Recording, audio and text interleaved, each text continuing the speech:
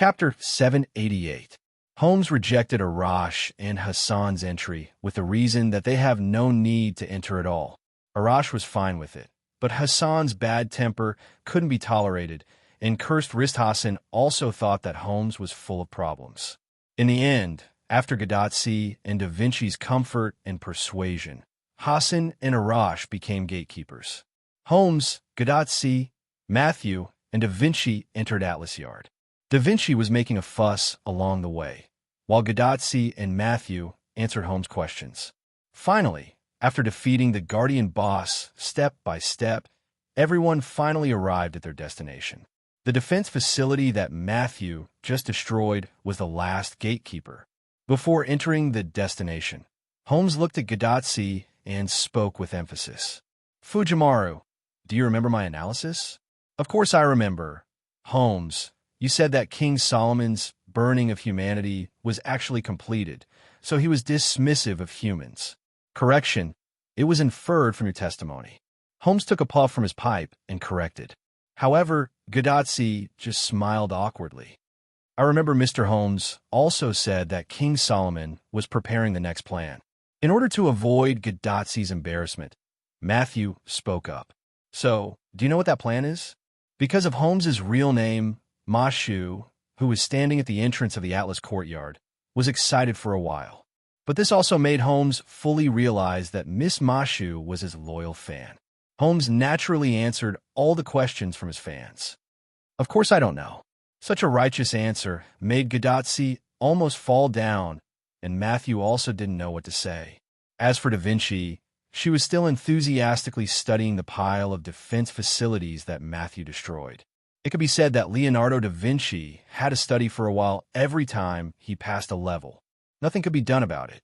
The alchemy techniques of the Atlas courtyard had aroused da Vinci's interest. Or it could be said that da Vinci was already interested in the alchemy techniques of the Atlas courtyard.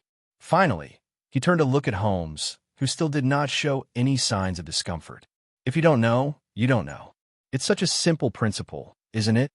Although I don't know King Solomon's next plan, I have found some clues in the plan of burning humanity. After Holmes finished speaking, he walked to the front door. "Come with me," said Holmes, opening the door and going in. Without any hesitation, Gaddafi and Matthew entered side by side. Upon seeing the new map, Da Vinci followed them immediately. After entering, both Gaddafi and Matthew's pupils shrank. "Where is this?" "Inside the holy city, because they had lost the gate and most of the nights, there weren't many enemies on the streets. But similarly, there weren't any humans around. It's too cold here." Wuming walked on the street, looking at the empty interior of the holy city and frowning. Could it be that the people who entered the holy city were treated as specimens and stored in the holy spear, as Gawain said at the beginning? While Wuming was pondering, Gabriel was not idle. Soon, she discovered that the magical fluctuations in a certain place were more intense. "Master, there should be someone fighting over there." Gabriel pointed in a certain direction. "Let's go and take a look. If I'm not wrong, it should be Bedivere." After all, apart from Wuming, Gabriel, and Bedivere, there were no other enemies here. Yes, Gabriel flapped her wings and flew ahead of Wuming. Wuming didn't land and flew in the direction Gabriel flew. After turning a corner, Wuming saw the scene of Aguin leading a team of knights to surround Bedivere. Bedivere was dealing with the knights, while Gabriel, who had arrived first, was fighting with Aguin. Bedivere's body had been treated by Wuming's healing potion. Although it only treated the symptoms and not the root cause, it was enough for now. But because he was a human, if Bedivere didn't use Silver Arm, he wouldn't be able to defeat them under the encirclement of the knights. But protecting himself wasn't a problem, and logically speaking, Gabriel was much stronger than Aguin. But for some reason, Gabriel couldn't take down Aguin in a short time. Wuming carefully looked at Aguin and discovered that the veins under Wuming's skin were bulging as though they were about to explode, just like a berserker. Not only that, but Wuming could also feel that Aguin's mana had increased by leaps and bounds, as well as his other abilities. That was why Gabriel couldn't take down Aguin in a short time. Could it be that Aguin received the blessing? Wuming guessed. Or is it the result of using a large number of berserk runes? Apart from receiving the blessing of the Lion King's Holy Grail, using a large number of berserk runes could also reach Agum's current state. But it's only a dead end. Wu Ming helplessly shook his head. Then, Wu Ming took out meteor silver from his noble artifact space and rushed towards Aguin. And Aguin had already discovered Wu Ming the moment he appeared, but because of Gapril's entanglement, Aguin couldn't pay attention to Wu Ming. And Wu Ming actually rushed forward himself, which was completely in line with Aguin's intentions. Villo! Aguin bellowed, suddenly flinging Gapril aside and rushing towards Wu Ming. Asterisk clang. BZZT, BZZT, BZZT. Asterisk meteor silver and Aguin's knight's greatsword collided.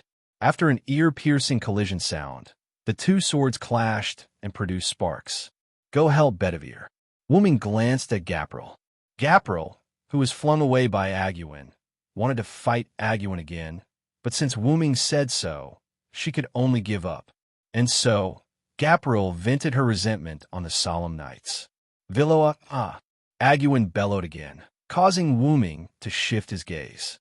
Wu Ming's expression turned solemn.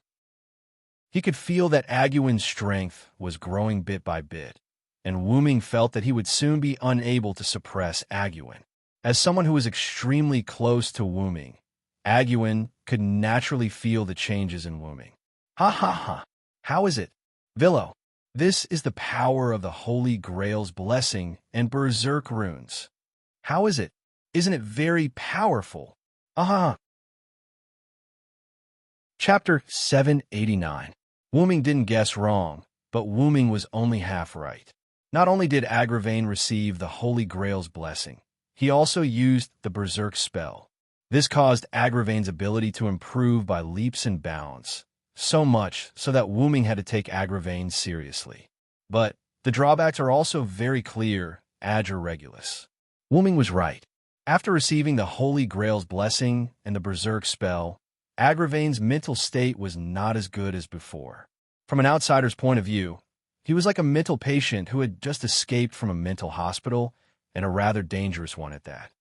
Ha ha ha, you're right, but as long as I defeat you, everything will be over. No one can be my king's opponent. And as long as you're not here, my king won't fall asleep every day to miss you. Just like that, everything will be over. Ahaha, Agravain said, and a large amount of magic instantly gushed out, and Wu Ming was violently pushed away. You're saying that Artoria falls asleep every day to miss me? Wu Ming didn't pay attention to Agerguin's other words, but he was rather moved by Agerguin's line of I fall asleep every day to miss you. If you miss someone so much that you have to fall asleep every day and relieve it through sleep and dreams, then that person must be very important to you. Wu Ming had an unrealistic thought. Everything the Lion King was doing was actually for him. However, Agravain didn't have the intention to answer Wu Ming's doubts. Agravain raised his knight's sword that emitted endless magic and madly charged at Wu Ming. Die, die, die, die, die, ha ha ha ha ha. With messy black hair, blood-like runes engraved on his black armor, and bloodshot and slightly protruding eyes, Agravain opened his mouth wide and roared like a beast. It seemed that after meeting the person he was obsessed with, Agravain had completely lost his mind. Right now, Agurvin only wanted to eliminate the individual named Villo, Siren thought. Agurvin roared as he leaped up, aimed his sword at Wu Ming, and smashed it down. As for Wu Ming, he naturally couldn't be hit. As soon as Aguin jumped up, Wu Ming used his mana to suddenly jump back out of Aguin's attack range. Thud! Along with the sound of the knight's boots landing on the ground, Wu Ming silently watched Agerguin raise his sword once more. Looks like I was wrong, Wu Ming said. Wu Ming was wrong. The most serious mistake he made was that he didn't trust Artoria. He didn't stand on her side. I clearly said that I would always be with her, but in the end, I stood on the opposite side of her. Wu Ming's eyes dimmed slightly. Even if his intentions were good, even if everything was for the sake of the world, and no matter how many excuses he came up with, Wu Ming was on the opposite side of Artoria. There was no doubt about that. If I had responded to Artoria's summon at the beginning, or if I had stood on Artoria's side after coming to this singularity, I'm afraid the outcome would have been much better. In that case, Mordred, Tristan, and Gawain wouldn't be sent away by his own hands. As for Egwalin, he probably wouldn't fall into such a state of madness that he hates the most. Wooming had no intention of dodging when he saw Egwalin charging at him again. It was as if he had accepted his fate. Roar!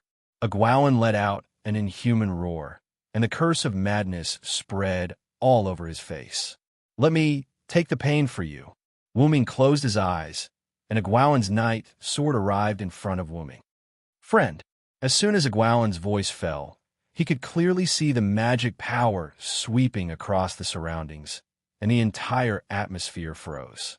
On the other hand, Aggerwin was frozen in midair as though he was frozen in ice. His knight's greatsword also stopped in front of Wu Ming. Wu Ming, on the other hand, opened his eyes at this moment. He opened his golden eyes that had turned pure gold at some point in time. Noble and powerful, wise and kind, mysterious and wise God, I shall obtain the divine power of the heavens, the blessing of the earth, and the wisdom of men from you. Thus, I shall become a miracle and lead the world to the dawn. Wu Ming's godlike words came out of his mouth, mysterious and profound. Magician incarnation, activate. He placed his hand on Egwalin's knight's sword, and without saying a word, he squeezed it gently. With the help of a magic circle that faintly flashed, Egwalin's knight sword instantly turned into dust and disappeared with the wind. Crush! Wu Ming spoke out the name of the spell he was using as if he was the first to speak. It was as simple as the name itself. Crush! Wu Ming waved his hand, and with the support of magician incarnation, several runes appeared in the air and attached themselves to Egwalin's body. The runes had the effects of awaken, dispel, and purify. In addition to the support of magician incarnation, the effect was even more outstanding. In just an instant, the scarlet runes on Egwalin's body disappeared completely. However, what was more serious was that Egwalin's armor was almost completely shattered, and Egwalin's body was also shattered. Wu Ming retracted his magic power, and Egwalin fell to the ground. Villo! Sir! Egwalin looked at Wu Ming weakly. You defeated me again. Huh! Egwalin wanted to laugh at himself, but in the end, he was too weak to do so. At the same time, Egwalin's body was also gradually dissipating. That was the precursor to his exit. The blessing of the Holy Grail and a large number of berserk runes with serious side effects had already caused Egwalin's spirit base to start collapsing. When Egwalin said that everything would be over, he was actually referring to himself. Vero, Lord, I am truly envious of you being able to accompany my king. Egwalin's body began to crumble even faster as he forced himself to finish his last sentence. I really hope to be able to defeat you once. As soon as he finished speaking, there was nothing left in front of Wu Ming. Only bits of blue light were left, and they disappeared with the wind. Chapter 790. Gadotsi and Matthew, who followed Holmes into the room, were stunned, because the room in front of them was very similar to Chaldea's control room. This is Chaldea? What the hell is going on? Gadotsi held her head in shock. This was an empty Chaldea control room, without any equipment such as the Chaldea lens and the Shiba lens. There was also no ceiling. Although Matthew was not as shocked as Gadotsi, he was still very shocked. No, sir, although this place is very similar to Chaldea's control room, this is not Chaldea. Holmes was not surprised that Matthew could make such a judgment, because, although this place was very similar to Chaldea's control room, in many aspects, this place was completely different from Chaldea's control room. After all, as mentioned before, this place was very similar to Chaldea's control room. Miss Matthew's judgment is very correct, and instead of saying that this place is very similar to Chaldea's control room, it's better to say that Chaldea is very similar to this place. With a hearty smile on his face, Holmes explained to Matthew and Gadotsi. Then, he walked to the center of the control room. At this time, Da Vinci also spoke. Ah, you still don't know. Da Vinci was not shocked at all, as if he already knew. There is such a rumor in Chaldea. Da Vinci smiled mysteriously, then continued. It is said that the Chaldea control room was designed according to the workshop in Atlas Courtyard. What? Gadazzi and Matthew were both stunned. They really did not know this news. Although they more or less did not believe Da Vinci's so-called rumor, such a rumor was probably only known by the higher-ups of Chaldea. However, what Da Vinci said was not unreasonable. Now that this singularity was older than Chaldea, then there must be Atlas Courtyard first, and then Chaldea control room. In this case, if there must be a distinction between who came first, it must be Atlas Courtyard first and Chaldea second. Da Vinci is right. Chaldea's control room was indeed modeled after Atlas Courtyard, or it was with the help of Chaldea Courtyard that Chaldea was established. Holmes followed Da Vinci's words. I'm curious how you know so much. Da Vinci narrowed his eyes. Even she, the second servant of Chaldea, didn't know Chaldea very well, but Holmes knew Chaldea's affairs, as if he was the mastermind behind the scenes. Ha ha ha, because this is Atlas Courtyard, there is nothing that can't escape. At this point, Holmes changed his words. Except for that, everything in this world can escape the records here, Holmes said, pointing to the 3 giant stone tablets standing in this place. Because it was open air, the sun scattered here and shone on the 3 towering giant stone tablets. 3-pointed Hermes. Da Vinci slowly read the names of the 3 giant stone tablets. 3-pointed Hermes. Matthew took a deep breath. 3-pointed Hermes. Gadazzi was the same, but Gadazzi was not finished yet. What is that? Inside the Holy City, on the street near the central Holy Tower, Wu Ming, Jillian, and Bedivere flew side by side on it. When Wu Ming used magician incarnation, the surrounding solemn night had been stunned by the magic power released by Wu Ming. The result of the solemn night was naturally taken care of by Jillian and Bedivere. As a result, the 3 people who were no longer blocked set foot on the road to the central Holy Tower. Master, are you okay? Jillian floated beside Wu Ming and asked cautiously. Since Aguin's exit, Wu Ming's whole person changed slightly. Jillian couldn't tell the change in Wu Ming, but she could feel it. Wu Ming shook his head, indicating that he was fine. Bedivere also saw the change in Wu Ming. So Bedivere spoke. Master Villo, why don't you take the holy sword? Before Bedivere could finish, Wu Ming stretched out his hand, indicating that Bedivere should stop talking. I'm fine, Bedivere. You have to return the holy sword yourself. Your 1,000 years of waiting is not something I can replace. Hearing that, Bedivere's face became firm and showed an affirmative expression. After that, Wu Ming stopped, and so did Jillian and Bedivere, because they had reached the foot of the Holy Tower. Let's go, Bedivere. Wu Ming called out to Bedivere and started walking. What about me? What about me? Master, have you forgotten about me? Gilio was instantly unhappy. Why did he only call out Bedivere's name? Don't I have to follow? Wu Ming turned his head and smiled. No need, Jillian. After all, this is your master's personal matter. You go to Tachika and the others. Wu Ming finished speaking, and a portal instantly appeared above Jillian's head. Before Gopral could react, the teleportation gate started to fall as if it was affected by gravity. As a result, Jillian was swallowed by the portal. When she fell to the ground, the portal disappeared, and so did Jillian. Wu Ming glanced at Bedivere, and Bedivere nodded, indicating that he was ready. The 2 walked up the Holy Tower step by step. Because the Knights of Solemnity were almost completely wiped out. No, it should be said that they were completely wiped out. No enemies came out to obstruct Wu Ming and Bedivere. The troops led by Adger were the last batch of Knights of Solemnity, and the only remaining Knights of the Round Table besides him was Lancelot. But because Lancelot was not in the Holy City, there were no enemies in the Holy City. Without the slightest pause, Wu Ming and Bedivere were only 1 floor away from reaching the top. At this time, a beautiful figure appeared in front of Wu Ming and Bedivere. Your Highness the Queen. Bedivere immediately knelt on one knee. That's right, the beautiful figure was Guinevere. Minister Bedivere, no need to be so courteous. Guinevere said softly. Guinevere's meaning was very simple. Now that Bedivere was considered a rebel, there was no need for him to salute the enemy queen. This left Bedivere speechless. He wanted to explain, but when he opened his mouth, he didn't know what to say. Bedivere, you go up first, Wu Ming said to Bedivere. Although he didn't understand Wu Ming's actions, Bedivere had already carried out Wu Ming's order.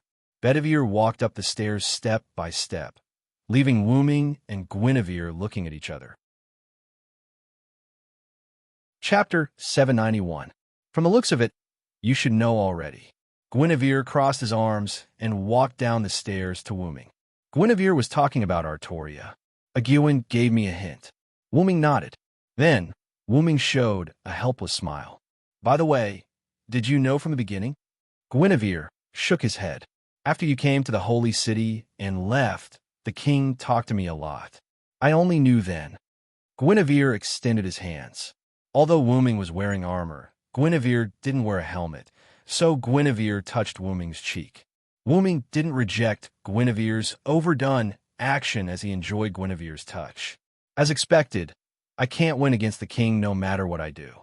Guinevere touched Wu Ming's face and showed a bitter smile.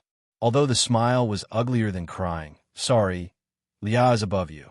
Wu Ming's eyes were calm as he spoke the truth without hiding anything. It wasn't irresponsible. On the contrary, it was the most responsible thing to do in Guinevere's opinion. I know, that's why I can't win against the king no matter what. Guinevere raised his head and tried his best not to cry. Guinevere's love for Wu Ming was no less than the others.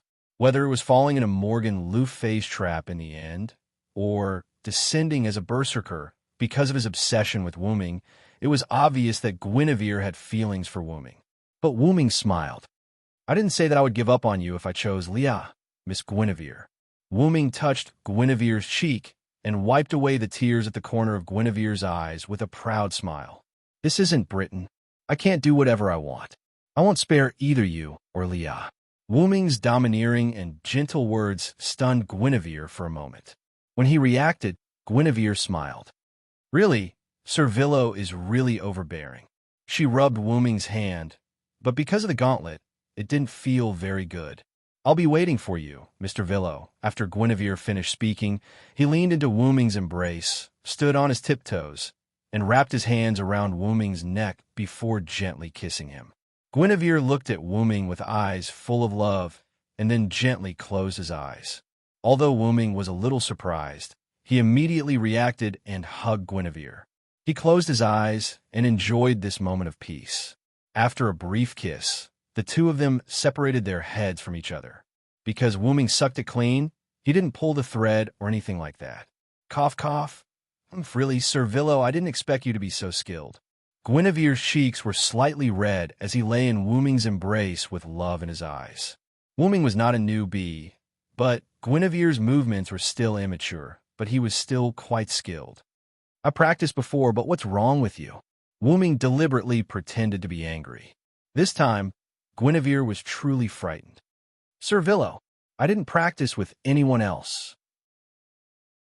It's just that sometimes when I look in the mirror, Guinevere covered his mouth and blushed. It's just a joke. I'll say it again, I'll always believe you. Wu Ming patted Guinevere's head and apologized. Although it was just a joke, Wu Ming was quite proud that he got Guinevere to talk. Sir Villo, you're so. Guinevere lowered his head. But it was time to end this. When he looked up again, Guinevere's cheeks were still blushing. Sir Villo, this is the kiss I promised you. I'll always be waiting for you. It's a promise. In front of the three-pointed Hermes in the Atlas courtyard. Holmes explained a lot, but Gadotsi didn't understand the three-pointed Hermes at all. After all, Gadotsi's magic theory wasn't enough. So Holmes gave a rather simple explanation of Gugu. In the end, Da Vinci summarized it with one sentence. Simply put, it's a world-class encyclopedia that answers all questions. I see. It's a bit like the internet on a computer. Gadotsi clenched her left fist and punched her right hand. Senior's analogy is very apt. Matthew said awkwardly, as long as you understand. Holmes took a puff from his pipe and smiled. Just like a detective, there were many mysterious events that couldn't be understood. But those weren't important. as long as there were completely reliable clues and logical reasoning. The famous detective could find the murderer. It was as simple as 1 plus 1 is equal to 2, although sometimes it was equal to 3. Ahem, all in all, as long as you understand. While I was in the Atlas courtyard, I used this three-pointed Hermes to search for a lot of information about human combustion. Holmes turned his back to Gadotsi and the others. So, Mr. Holmes, did you solve the mystery? Miss Matthew, who was a fan of Holmes, was very excited. Ahem, that's not the point. Holmes tilted his head and looked at Matthew. I can't believe Roman. What? There's something wrong with Dr. Roman? Gadotsi repeated Holmes' words in shock. But why? Matthew was also puzzled by Holmes' words. No one was surprised that Holmes knew about Roman. After all, this was the Atlas courtyard. Holmes could even collect information about Gadotsi, Matthew, and Da Vinci. It was impossible that Roman, the head of a normal Chaldea medical institution, couldn't collect information about him. According to my investigation, in the Holy Grail War in 2004, Maris Billy Animsphia was also involved. Holmes' voice came. Animsphia? This surname? Could it be? Gadotsi was stunned. She didn't know Maris Billy, but she noticed this person's surname. It was the same surname as Olga Marie. That's right, sir. Maris Billy Animsphia is the former director of Chaldea, the father of director Olga Marie, Matthew confirmed. After slaughtering the other 6 participants in the Holy Grail War, he won the final victory and obtained the Holy Grail. Holmes continued. Wait, that means the former director had already obtained a Holy Grail before the Anthropocene? Matthew was shocked. Then what did the former director wish for? Gadotsi asked curiously. Ahem, that's still not the point. Holmes shook his head again. The point is, in that war, Maris Billy also fought with an assistant, and this assistant was specially promoted to Chaldea the next year and became the head of the medical institution in Chaldea at the age of 22. After that, Holmes took a puff from his pipe and exhaled. That person, could it be? Matthew opened his eyes wide and said slowly, Yes, that person is Roman. At this time, Da Vinci, who had been silent, suddenly spoke. Chapter 792. Is it possible that the doctor really has a problem? Seeing that Da Vinci admitted that the man was Roman, Gadotsi began to believe what Holmes said about Roman has a problem. Matthew's eyes also showed shock and doubt. After all the blame was directed at Dr. Roman. No, Holmes' reasoning is completely wrong. Da Vinci's words were rather cruel, as if he was defending Holmes for suspecting Roman. This made Holmes shrug his shoulders helplessly and take a puff from his pipe. Then, Da Vinci looked at Gadotsi and Matthew. Tachika, Matthew, I can only tell you that although Roman has his own secrets, he is absolutely not a problem. You have to remember this. Da Vinci's sapphire-like eyes were full of seriousness. Being looked at by these serious eyes, Gadotsi and Matthew's body could not help but tighten. Immediately, Gadotsi immediately reacted. Yes, Da Vinci. I'll remember it. Gadotsi stood up straight and answered Leonardo da Vinci seriously. I also remember, Da Vinci. I'm sorry that we have doubts about Dr. Roman. Matthew was quite guilty, and his small head could not help but lower. Don't feel guilty, Matthew. All of this is related to Holmes' reasoning error. If you want to blame someone, blame him. Da Vinci said the most terrible words with the most beautiful face. Haha, I really appreciate that. For Da Vinci's joke, Holmes was also very cooperative.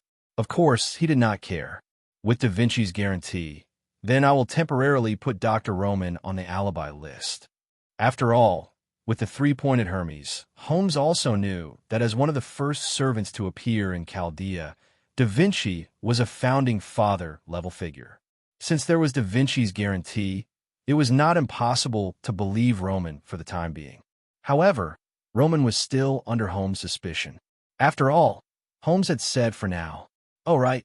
Gadotsi suddenly shouted, Mr. Holmes, can this three-pointed Hermes help us find the location of the Sun King? Gadotsi suddenly had an idea. After all, their purpose in coming to the desert this time was not to look for the Atres Academy, but to conquer the Sun King. After all, Sherlock Holmes had said that apart from a certain existence that could not be recorded by the three-pointed Hermes, everything in this world was recorded by the three-pointed Hermes. In that case, it should be possible to get Holmes to help find out where the Sun King was. Don't worry about that. Someone will take you to the Sun King later. Holmes laughed heartily. Will someone take us there? Gadotsi didn't understand. She couldn't imagine who would take them to the Sun King. Well, it's time for you to go. Holmes didn't continue to explain to Gadotsi and started to drive them away.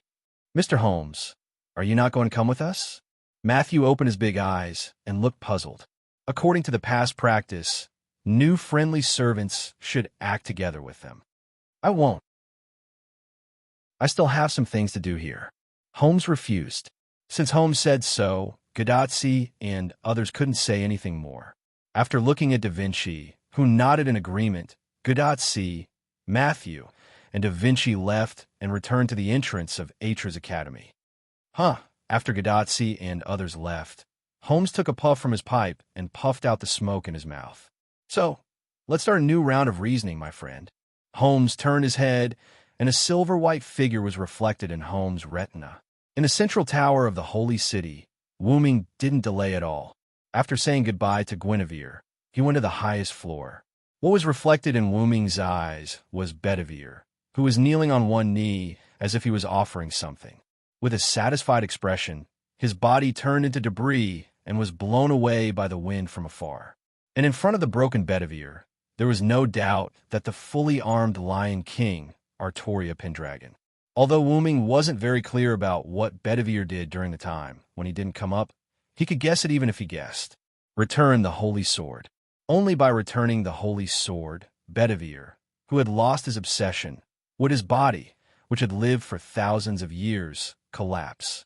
After all, the human body will undoubtedly turn into dust after thousands of years. But in this way, after returning the Holy Sword, Artoria's holy spear should also disappear. Anyway, Wu Ming didn't see the holy spear in Artoria's hand. Villo, no, I should call you Wu Ming, right? Artoria, who was fully armed and whose face couldn't be seen, said while disarming her armor. She was still wearing the revealing blue tights and a small red cloak on the collar. But the point was that Artoria's eyes, which were originally shining, had lost its light. It wasn't the so-called highlight, but it felt different. The original Lion King Artoria was like a goddess, but now Artoria's goddess aura had basically completely disappeared. Instead, she was more like a king who understood people's hearts. Well, she understood people's hearts in all aspects. Lia, I'm sorry. For Artoria to be able to say Wu Ming's name, Wu Ming wasn't surprised at all. Although it was a long time ago, Wu Ming still remembered that Wu Ming once told Artoria his name. Artoria didn't react to Wu Ming's apology. After all, she had grown up and was no longer the little girl who didn't understand people's hearts. I don't accept your apology, Artoria said righteously and frankly. Well, Wu Ming was speechless, but it was also within Wu Ming's expectations. It wasn't that Artoria didn't accept Wu Ming's apology, but because Wu Ming was prepared for any response from Artoria, whether positive or negative. After all, no matter if she was a girl or a queen, as long as she was a woman, her thoughts and actions were not something you could understand in a short time. I'm sorry, I'll let you do whatever you want, but please let me know before I die. Wu Ming said as he walked toward Artoria. The plan you prepared, is it really for me? However, Artoria was thinking about Peach. Of course not. Chapter 793. Wu Ming didn't know what to say for a while. I'm doing this for the sake of the humans. But I summoned the Knights of the Round Table to see if I could find you, Artoria said without changing her expression, as expected of the queen. But why did I hear from Guinevere that you summoned her here to look for me? Before they came up, Guinevere briefly explained the situation to Wu Ming when he was cuddling with Guinevere. Because Guinevere was obsessed with Wu Ming, Guinevere, as a berserker, had the ability to search for Wu Ming. It was called Wu Ming Radar. Artoria wanted to use this ability of Guinevere's to summon Guinevere. Otherwise, why would Artoria bring the useless queen here? To be a pretty vase? Artoria said that looking in the mirror every day was enough. Artoria didn't say anything. She just closed her eyes. Then, Artoria opened her eyes and stared at Wu Ming with her amber eyes. "She is talking nonsense," said Artoria, who was talking nonsense with a straight face. Ignoring Artoria's words, Wu Ming continued. "Guinevere also told me that you sleep every day to vent your longing for me. You try to relieve your longing with dreams." After Wu Ming said that, Artoria's face blushed. She looked like a girl whose secret was exposed. "I'm kidding." Wu Ming showed a mischievous smile. Guinevere didn't tell Wu Ming this. After all, Guinevere wasn't a roundworm in Artoria's stomach. How could he know a secret that Artoria didn't tell him? Wu Ming's words made Artoria speechless. "If it was the younger me, I'd probably be mad at you right now," Artoria said with nostalgia. Of course, Artoria was referring to the younger me before she became a queen. "Maybe I won't be mad at you like a little girl anymore." As a queen, she had to look at the big picture. No matter what, as a queen, she had to be steady and reliable. Artoria, who wanted to become an ideal queen, had already met her ideal requirements. So what? Wu Ming didn't think there was anything wrong with Artoria like this. As long as we love each other, nothing is a problem. Walking in front of Artoria, Wu Ming put on his most perfect smile. Artoria also smiled. Artoria, with the corners of her mouth slightly raised, looked quite handsome and beautiful at this moment. As expected, "You can only be my queen." Guinevere had no choice but to step aside. Artoria said as she grabbed Wu Ming's armor by the collar and pulled him in front of her. Wait a minute, Liayu." Staring at Artoria, who was about to kiss him and savor her sweet scent, Wu Ming blushed for the first time. "As a queen, I don't care about small things. I want to admit that I miss you, because I want you to be my queen," Artoria said in a domineering tone. Wu Ming was stunned. But Wu Ming was at a loss for words. He did not know what to say. Normally, such words would be said by a man like him. As expected of a queen, it's useless to say more. "This is a punishment for not being on my side. It's also compensation for missing you," Artoria said as she kissed Wu Ming. Wu Ming was stunned because he was kissed by force, but he immediately reacted. After all, he had to take the initiative for this kind of thing. He took off the armor and hugged Artoria. Wu Ming began a new enjoyment. However, before the two could go deeper, a terrifying lightning strike was launched from a distance. The target was the location of Wu Ming and Artoria, the tallest holy tower in the holy city. A violent explosion occurred. Boom! In a desert pit, at the entrance of the Atlas courtyard. Hassan and cursed wrist Hassan paced back and forth uneasily. Quiet Hassan was quietly squatting in the corner, but the anxiety in his eyes was no less than the other two Hassans. Arash, on the other hand, came to the sandpit rather calmly and carefully investigated the situation nearby. After a round of investigation, Arash walked down the sandpit and began to rest. It was a shift change. Because there was no need for everyone to investigate together, they agreed to do it one by one so that the other servants could also rest. "What's wrong, everyone? Are you still worried?" Arash saw the look on Hassan's faces and said in a cheerful tone, trying to pull everyone out of their depression. "Well, after all, that Holmes is very suspicious." Cursed wrist Hassan stood up, and then it was his turn to investigate the surroundings. Master Chaldea, they just went in with him. It was a reckless move. Hassan's tone was a bit harsh. Wasn't that right? He was worried about their safety, so he followed them. In the end, he was rejected. Anyone would probably be angry. But Master Tachika and the others seemed to trust that Wu Ming quite a bit. Because the other party had a good relationship with Wu Ming, he was also respected by Quiet Hassan. "Well, Ms. Da Vinci and Ms. Matthew are very reliable servants. They will be fine." Arash comforted everyone. "I hope so," Cursed Wrist Hassan said, jumped into the sandpit, and began to investigate. Hassan and Quiet Hassan did not speak again. Although Arash did not know these two, he also knew that these two did not like to talk, so he sat down and rested. Just then, the door of the Atlas courtyard opened. Gadotsi, Matthew, and Da Vinci drove out in 2 trucks with messy things. This made Big Face Hassan, Quiet Hassan, and Arash startled. They thought that something had run out of the Atlas courtyard. "Hey everyone, Da Vinci is back." Da Vinci, who was in charge of driving, said in a lively tone. Gadotsi and Matthew, who were sitting behind Da Vinci, smiled awkwardly.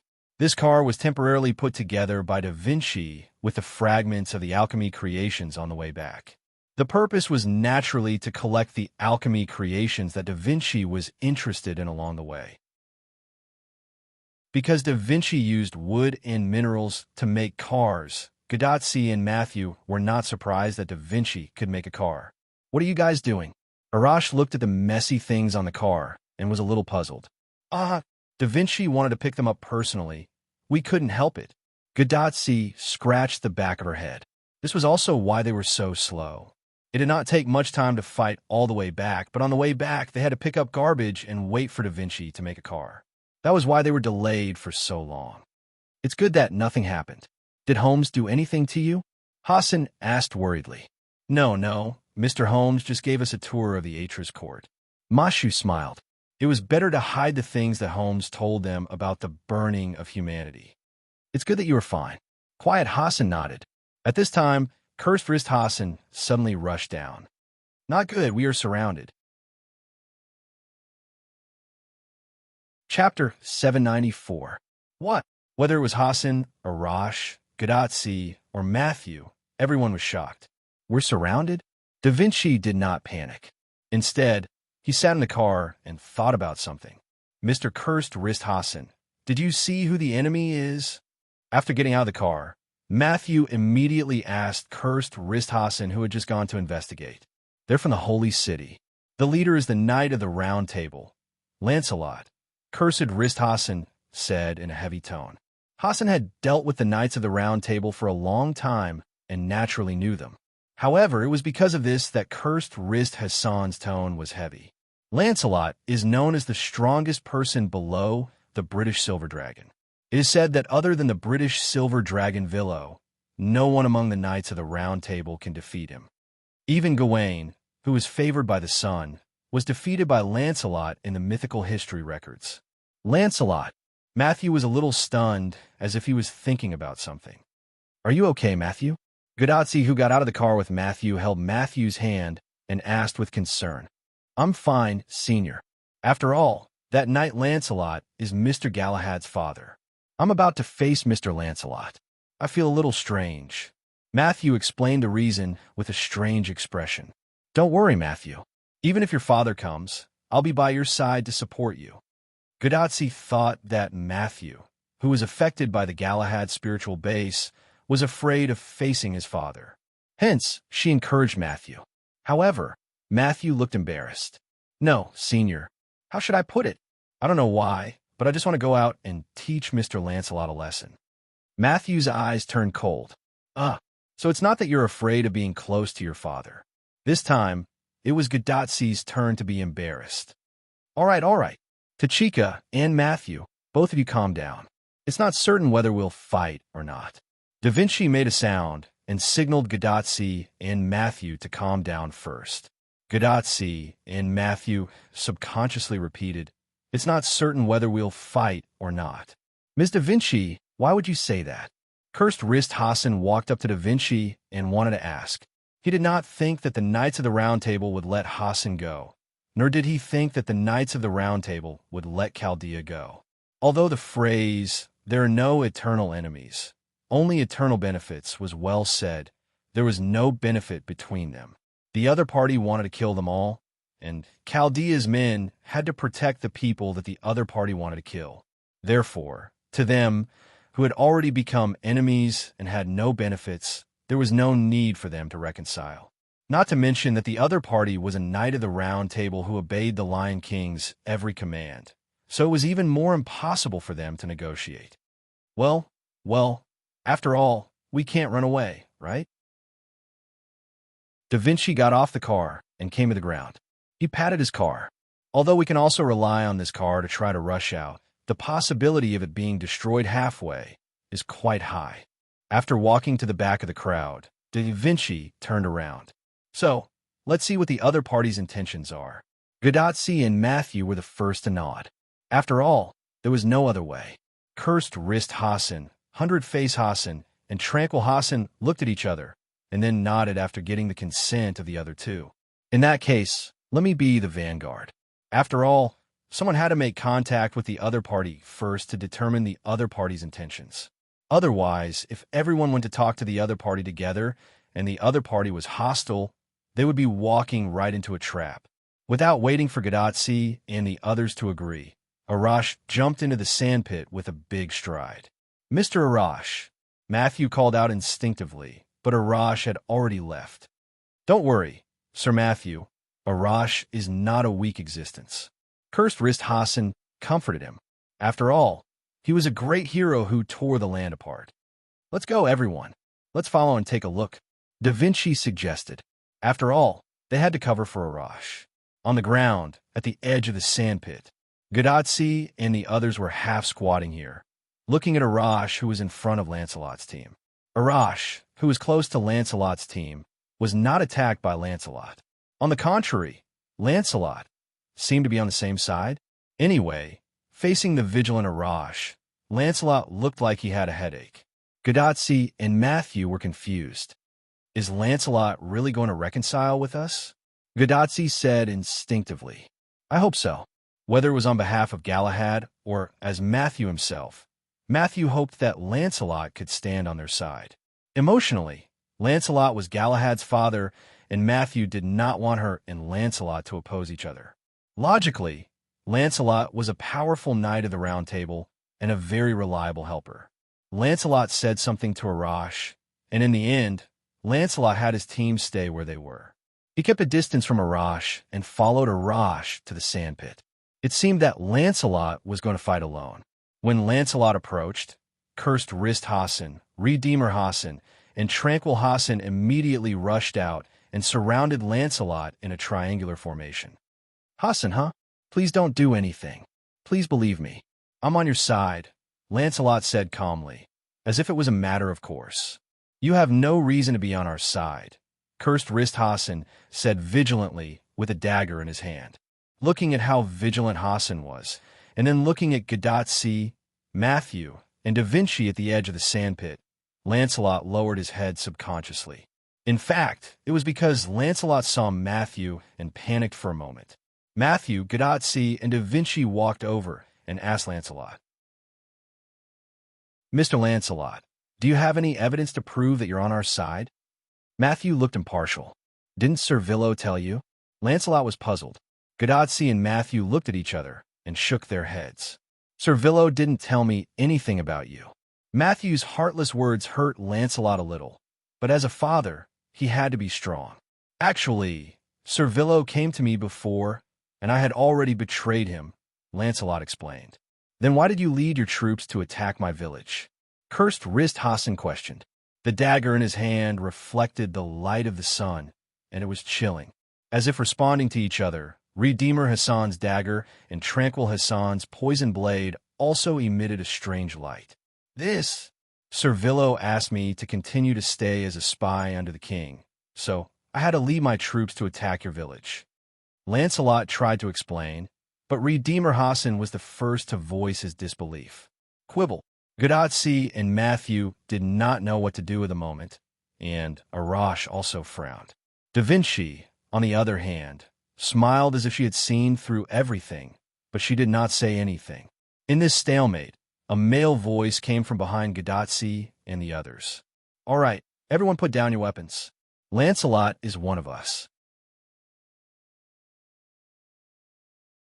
Chapter 795. Assassin, Senior Villo. Servillo. The first to react were Gadotsi, Matthew, and Quiet Hassan. Everyone looked behind them, and the newcomer was indeed Wooming. Jumping from the sandpit to the ground, Wooming patted the dust on his sleeves. "Cursed Wrist, 100 Faces, put down your weapons. Lancelot is telling the truth. When he met me, I turned him into a traitor. The reason why he only called out Cursed Wrist Hassan and 100 Faces Hassan was that Quiet Hassan had already put down his weapon when Wooming spoke for the first time. So obedient." Cursed Wrist Hassan hesitated for a moment, then went into an attacking stance. However, 100 Faces Hassan aimed his weapon at Wuming. Maybe Lancelot found someone to impersonate you to confuse us. As soon as Hundred Faces Hassan said that, Gadotsi, who originally wanted to throw herself into Wuming's arms, stopped. Quiet Hassan, who was standing beside Wuming at some point, also became slightly vigilant. Indeed, what Hundred Faces Hassan said was possible.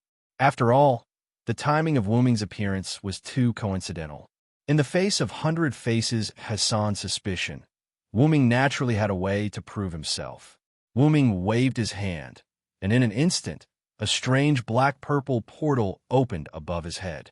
The portal instantly freefall and swallowed Hundred Faces Hassan at an extremely fast speed. Then, another portal opened above the sandpit. In an instant, a black object fell out of this portal. The former was the entrance, and the latter was the exit. Hundred Faces Hassan fell into the sandpit without a doubt. Thump! The sound of an object hitting the ground came from the sandpit. There was no doubt that Wuming transferred Hundred Faces Hassan into the sandpit. Only Silent Wonder would be able to use such a strange teleportation gate. It's the real assassin. Gadotsi was overjoyed. She threw herself into Wuming's arms. Wuming rubbed Gadotsi's little head and let go of her. He looked at everyone rather seriously. The holy city has been attacked. In the center of the holy city, the original holy tower was now in ruins. As if it had been set up by TNT, the entire sacred tower was completely reduced to ruins under the thunderous attack. Not only the holy tower, but the entire holy city was also affected. Houses collapsed, the ground was destroyed, and trees were burning as if they had experienced a natural disaster. From this, it could be seen how terrifying the lightning that struck the holy city was. In the ruins, a burst of mana suddenly burst out, scattering the ruins and wreckage. Wuming held Artoria in his left hand and Guinevere in his right. He released his magic power to protect them. When the lightning struck, Wuming reacted instantly and took the lead to protect Artoria in front of him. Then, Wuming opened a portal at lightning speed and came to Guinevere's side on the lower floor of the holy tower. He rescued Guinevere, who was almost knocked out. As for how to avoid the damage caused by the explosion, Wuming took advantage of the gap after entering the portal and not coming out. To be honest, if not for Wuming's quick reaction, Guinevere would have returned to the Martyr's Palace with the holy tower. "Are you okay?" Wuming looked at Guinevere with concern. "Master Villo, I'm fine." Although Guinevere was indeed fine, he was definitely shocked. Being suddenly attacked by a missile, and only knowing after being hit, plus being at the scene, anyone would be shocked. Looks like it's the Sun King's doing. Out of Wuming's arms, Artoria looked calmly to the west. All right, Artoria was a king, and a king would not be scared the attack just now came from the west where the Sun King was. Then, Artoria frowned and stared at Wuming and Guinevere. "How much longer do you want to hug me?" Wuming's mouth twitched as he let go of Guinevere's waist. But Guinevere had no intention of letting go. Master Villo, I'm so scared." Guinevere, who had his arms around Wuming's neck, leaned into Wuming's arms and rubbed against Wuming's chest. Wuming did not know if Guinevere was faking it or was really scared, but Wuming knew one thing. That was, the veins on Artoria's forehead were popping. But Wuming could not push Guinevere away. After all, if he pushed away a cute girl who threw herself at him, he would not be a man. So, Wuming immediately changed the topic. "So, after losing the Holy Spear, the entire holy city has become ordinary?" Artoria nodded matter-of-factly. After all, it was the Holy Spear that supported the defense of the holy city. After Bedivere returned the holy sword to me, Lungaminiad disappeared.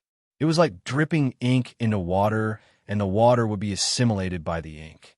It was an irreversible process. But the defense of the holy city was supported by the Holy Spear.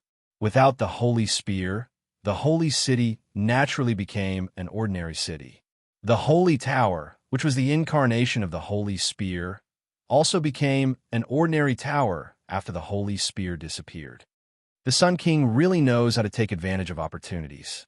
Artoria looked in the direction of the Sun King expressionlessly, but the anger in her voice could not be concealed. Anyone would be angry if they were hit while they were down. "He might not be the Sun King anymore," Wuming suddenly said. "What do you mean?" Artoria turned her head and looked at Wuming expressionlessly.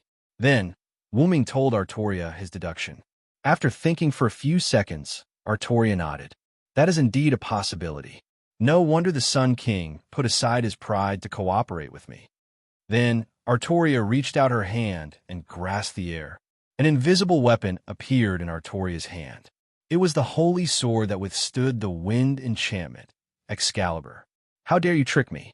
Even without the holy spear, the dignity of the Lion King cannot be violated." Artoria glanced at Guinevere, who was still lying in Wuming's arms, and said to Wuming, "You should be able to use the teleportation ability that I don't know about, right?" Hearing Artoria's words, Wuming understood what she meant. Of course. Wuming gave Artoria a reliable smile. "My plan is ruined, but we must continue to save people. Therefore, the person who possessed the Sun King must be dealt with." Logically speaking, after Artoria's holy spear disappeared, the singularity without the support of the Holy Grail and Holy Spear should have begun to repair itself. However, it did not. Without a doubt, this was the work of the Sun King. "As you wish, my king." Of course, Artoria's proactive explanation might also be a bit arrogant. However, Artoria sprayed it all over Wuming's face. "Then why are you still hugging my queen? Let's go." Looking at the angry Artoria and the unhappy Guinevere in his arms, Wuming smiled awkwardly. "Well, there's also a bit of jealousy." Chapter 796. The one who was most concerned about the attack on the Holy City had to be Lancelot. "Sir Villo, weren't you the one who attacked the Holy City?" Lancelot was quite puzzled and spoke carefully, afraid to embarrass Wuming. However, since Lancelot spoke, he would definitely embarrass Wuming. Wuming coughed awkwardly and then began to explain. "After I attacked the Holy City, someone launched a sneak attack from behind." "Sir Villo, what the hell is going on?" Lancelot heard and immediately became nervous. Although Lancelot betrayed, he betrayed to save Artoria. Therefore, Lancelot still regarded Artoria as the king. "Don't worry, Lancelot. The Holy City was attacked by me. Before the enemy attacked, except for the king and the queen, everyone else had already left." Wuming explained to Lancelot quite calmly. In short, in this kind of situation, there was no need to worry at all. "It seems that this is even worse," Matthew complained in a low voice, and Gadotsi, who heard Matthew's complaint, nodded in agreement. "Gawain and Egwene have already—" Lancelot looked a little sad. Wuming meant that Gawain and the others had also left.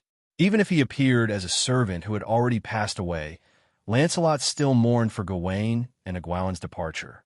For Lancelot, the second most unbearable thing in the world was to fight with his companions and the king.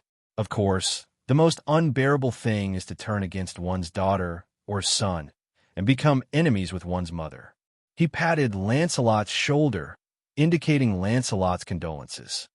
"Bedivere has already returned the holy sword to the king. The king and the queen are fine, and they have also promised us that they will fight the last enemy with us."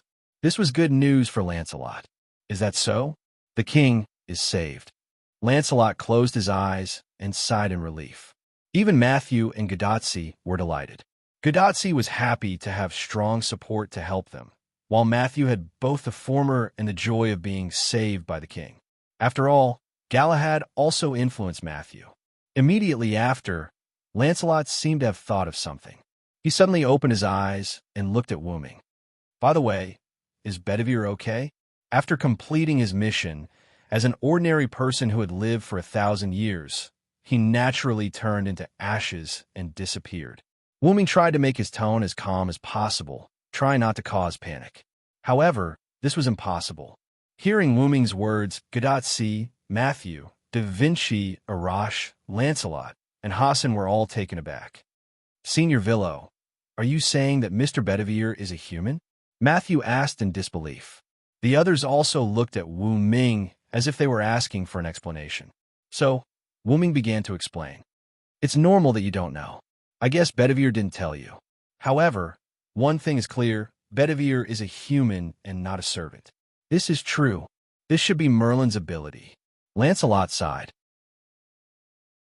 In his impression, only Merlin had the ability to let an ordinary person live for so long. Then how did Mr. Bedivere live for 1,000 years? Matthew shook his lips and was quite sad. The others also lowered their heads to express their condolences to Bedivere, including Hassan, who had always been hostile to knights of the Round Table. After all, unlike the servants, Bedivere was a real human being. An ordinary human being could live for 1,000 years. The point was that loneliness, that persistence, it was not something that anyone could endure and persist. Bedivere was able to survive alone. In addition to Merlin's help, there was also an extremely persistent belief. You must return the holy sword to my king. You must. With this in mind, Bedivere persevered and walked down this path, achieving success. So, what Bedivere needed was not sympathy and pity, but respect. Bedivere left satisfied. You're disrespecting him, Wu Ming said in a joking tone. And with Bedivere's achievements, he will definitely become a heroic spirit. Even if he did not become a heroic spirit, Wu Ming would go to the Inhibition Force and ask the Inhibition Force to help Bedivere become a heroic spirit. Although becoming a heroic spirit was also a kind of torture in another sense, Wu Ming believed that Bedivere would be willing. Of course, if Bedivere was not willing, Wu Ming would not force it. Bedivere succeeded in awakening the Lion King. What we need to do now is to fight the last enemy and repair this singularity. Wu Ming's eyes were firm as he spoke from the bottom of his heart. Yes, Matthew and Gadotsi replied seriously. After all, they would have a chance to see Bedivere in the future, so they shouldn't be too sad. Hassan and Arash nodded silently. Lancelot clenched his fists, and his eyes became firm. Good, seeing everyone so energetic, this genius also cheered up. Da Vinci smiled and livened up the atmosphere. By the way, when Holmes said someone will take us to the Sun King, I thought that person was talking about Lancelot, but it turned out to be Avillo. It was precisely because Lancelot was the person who would take them to the Sun King that Da Vinci did not panic after knowing that they were surrounded by Lancelot. It is not wrong to say that Lancelot is the person who will lead you. After all, he originally had this intention. Wu Ming said, looking at Lancelot. Lancelot nodded knowingly. Indeed, after I retreated from the village of the mountain folk, I had a showdown with Nidicolls. After all, the other party is an enemy. I wanted to help Chaldea get rid of Nidicolls in advance to relieve the pressure. Then, Lancelot showed a bitter expression. As a result, I didn't expect that the other party had already prepared a teleportation magic. However, when she left, she told me the current location of Master Chaldea and asked me to come and help. So, I came directly to Atlas Academy. It seems that there should be Nidicolls magic at the entrance of Atlas Academy. The magic she set up is likely to be a kamikaze magic, and it is quite hidden, Da Vinci said thoughtfully. It was precisely because it was a kamikaze magic that Da Vinci did not discover Nidicolls magic in his negligence. As for Nidicolls knowing about Atlas Academy, after all, Atlas Academy was in the Egyptian desert. It was normal for Nidicolls to know about Atlas Academy. Thus, when they entered the Atlas courtyard, they triggered Nidicolls' spell, which allowed Nidicolls to learn of their whereabouts. That's not right, Wu Ming suddenly said. Everyone looked at Wu Ming. Nidicolls returned to the Sun King's great temple, right? Wu Ming looked at Lancelot. Lancelot nodded. It should be so. After all, she is one of the Sun King's people. But the Sun King, he might not be the Sun King anymore, Gadotsi said in a heavy tone. Then, Matthew showed a worried expression. Miss Nidicolls is in danger. Chapter 797. 5 kilometers away from the great shrine of Ramses II, a dark purple ripple appeared out of thin air. Wu Ming, Artoria, and Guinevere walked out of the portal that looked like a black hole. Is that the temple of the Sun King? Artoria was expressionless. She looked at the buildings in the distance with cold eyes. Although Artoria knew that the Sun King had a shrine, she had never seen it before. Ramses II was the same. He knew where the holy city was, but just like Artoria had never seen his great shrine, Ramses II had never seen the holy city. Because both of them needed to stay in their headquarters. Because the enemy set up defensive spells around the place, I can't directly teleport in. Therefore, Wu Ming chose to open the portal 5 kilometers away from the shrine. Anyway, it was only 5 kilometers, which was not far for a servant. Of course, even if she was teleported to a place further away, Artoria would not care too much about it in her current state. "Let's go," Artoria said coldly and handsomely. Then she started walking toward the buildings. This gave Guinevere a fright. "My king, are you going to break in?" It was not that Guinevere was scared, but now that Artoria had lost her holy lance, she might not be a match for Ramses II's great shrine. She was not afraid of dying, but she was against dying meaninglessly. However, Guinevere's real thoughts were, "I want to stay with Servillo for a while more." As a pillow person, Artoria naturally knew what Guinevere was thinking. Artoria was already quite unhappy with Guinevere's behavior, and now she was even more unhappy. "You can go back to the holy city." "My king, you want me to go back to the holy city that has become a ruin? What if something bad happens to me?" Guinevere covered his face and cried, while taking the initiative to lie in Wu Ming's arms. Artoria did not say anything, but the bulging veins on her forehead made Wu Ming, who was holding Guinevere, gulp nervously. Artoria knew that Guinevere was not as weak as he looked. After all, he was a berserker, wasn't he? Wu Ming, who felt that the atmosphere was not right, quickly changed the topic. "Actually, if we could open a portal in the Great Shrine, we wouldn't have to enter the danger zone at all." That was because they would be able to unleash their precious artifacts at the teleportation gate. Not only would they be able to attack the other party, they would also be able to ensure their own safety. "So, can we do it now?" Artoria stared at Wu Ming. No. Then what's there to say? It's time to go, my knight." After giving Wu Ming a stern look, Artoria strode toward the temple complex. Seeing this, Wu Ming smiled happily. Artoria had also grown into a real queen. "Actually, I have another idea." Hearing this, Artoria stopped and turned her head around. "What is it?" However, Wu Ming only smiled and kept her in suspense. In the other direction of the Great Shrine, also 5 kilometers away, the same dark purple ripple suddenly appeared. This time, it was still Wu Ming who walked out of the portal, but the people behind him were not Artoria and Guinevere, but Gadotsi and the others who were previously in the Atlas Academy. "That's the Great Shrine of the Sun King." Gadotsi pointed excitedly. This time, they came to the right place. "Senior Villo, is the Lion King not here? Is she not here yet?" Matthew looked around and then looked at Wu Ming in confusion. Before this, Wu Ming said that the Lion King was coming to help them. Therefore, Matthew thought that the Lion King should have arrived a long time ago. "They're indeed here, but they're not here. They're on the other side." After explaining, Wu Ming looked around to make sure that everyone had come out of the portal.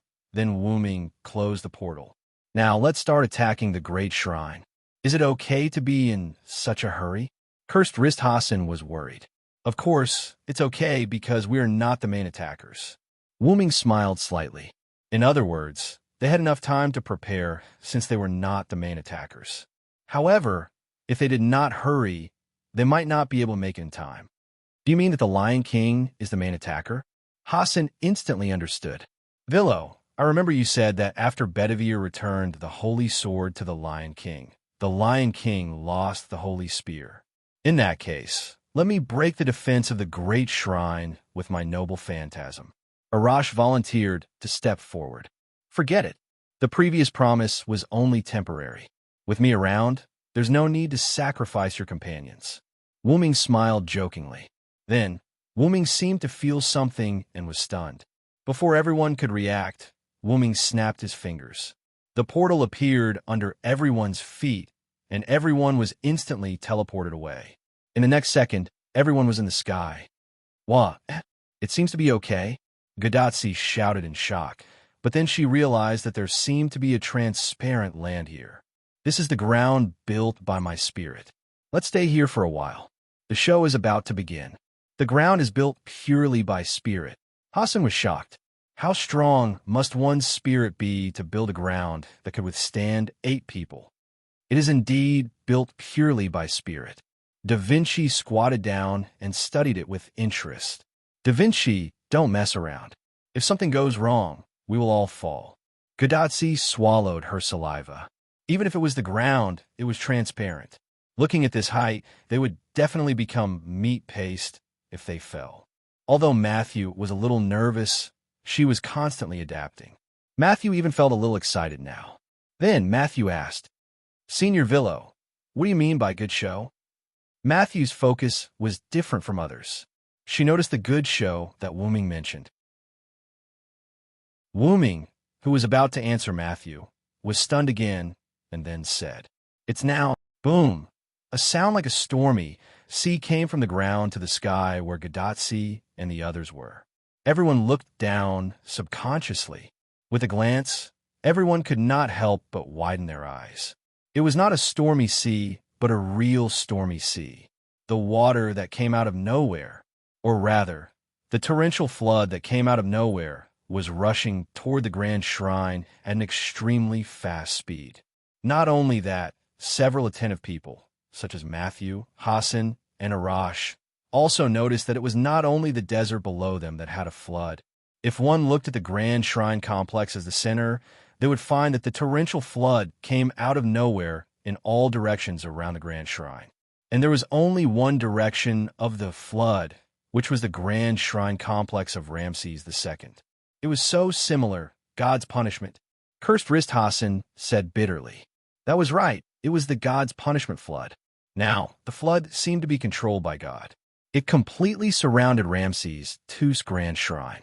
Cursed wrist Hassan now knew why Wu Ming did not let them go first. It was because this was a battle that exceeded their limits.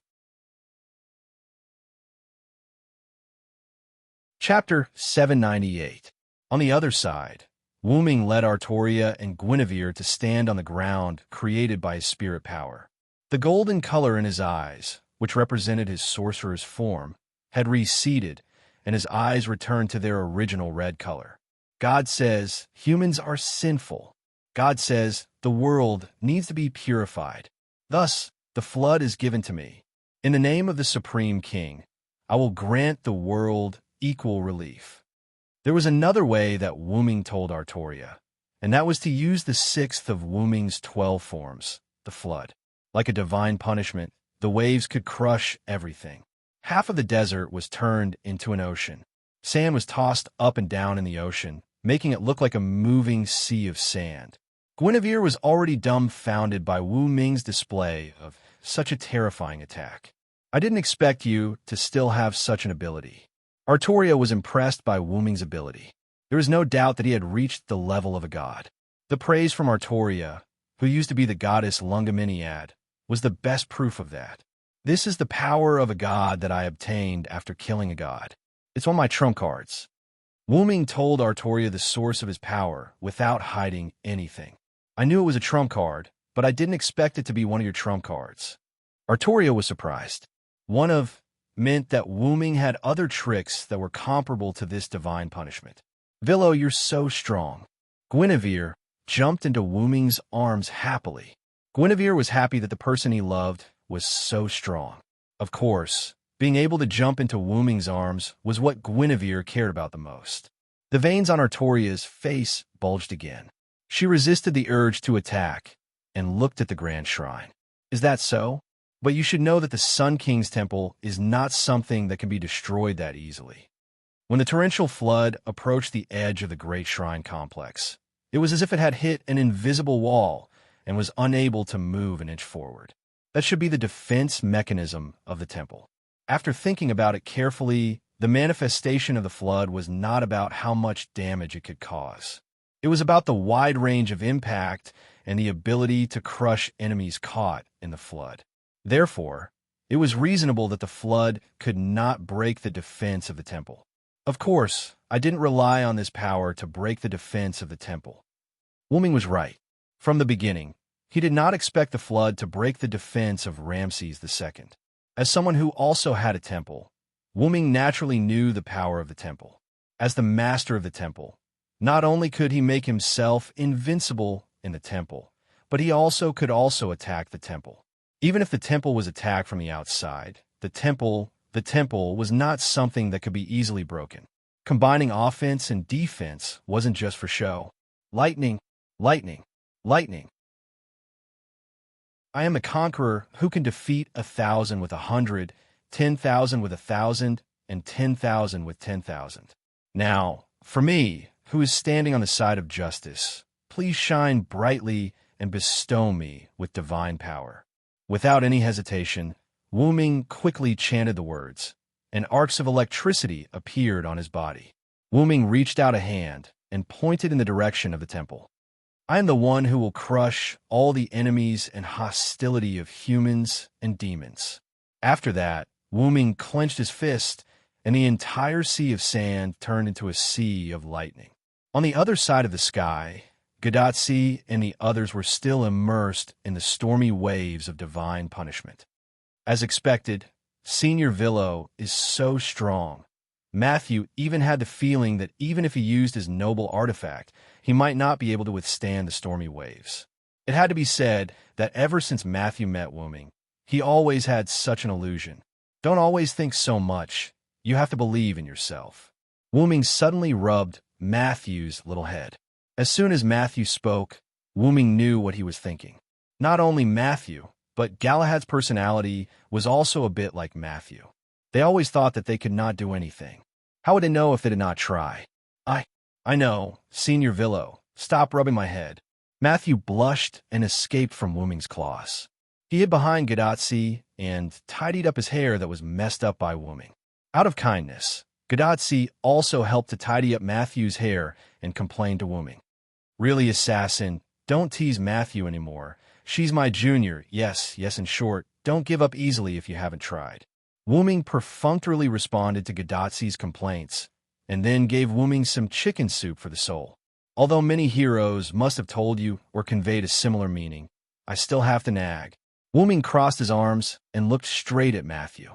Matthew, only in this way can you protect your senior in this time of danger.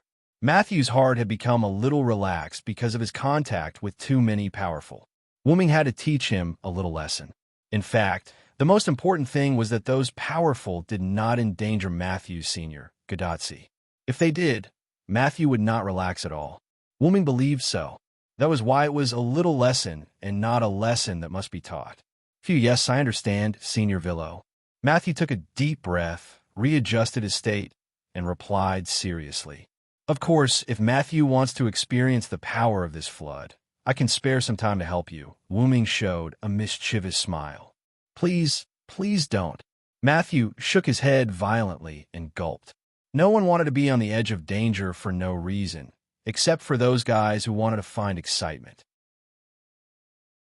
And it just so happened that Matthew was not a guy who liked to find excitement. Although looking at the flood below from a high altitude was a little exciting, I really admire you guys. You can still chat in this situation. Da Vinci, who had lost interest in the ground constructed by mental power, interjected. Hassan of all faces and cursed wrist Hassan nodded wordlessly in agreement. Quiet Hassan, on the other hand, stood on Wu Ming's side like a traitor. Ha, this is the only way to show the calmness of the strong, Arash laughed. Of course, the strong he was referring to was undoubtedly Wu Ming. By the way, these floods don't seem to have broken through the defense of the Great Shrine. Although Gadotsi was a little careless, the flood had been going on for so long. She should have noticed the situation. Ramses II's noble phantasm is both offensive and defensive. It won't be broken so easily. Da Vinci, who had been inside the Great Shrine, was the most qualified to comment. Don't worry, they have already started the next step, Wu Ming said, and turned to look in the direction of the Great Shrine. Gradually, there was a slight change in the sea of sand. A large number of electric arcs continued to emerge from the sea of sand, more and more, and then it exploded instantly. Chapter 799. The electric arcs brought by the exploding thunder and lightning even touched Gadotsi and the others who were high in the sky. standing on the ground constructed by Wu Ming's mental power. Everyone could feel the electric arcs caressing their skin. Wah dash. What? What is this? Because she was an ordinary person, Gadatsi's hair stood up because of the electric arcs. He reached out and placed his hand on Gadatsi to eliminate the electric arcs on her body. Then Wu Ming explained. One of the authorities I got after killing the gods. How is it? Not bad, right?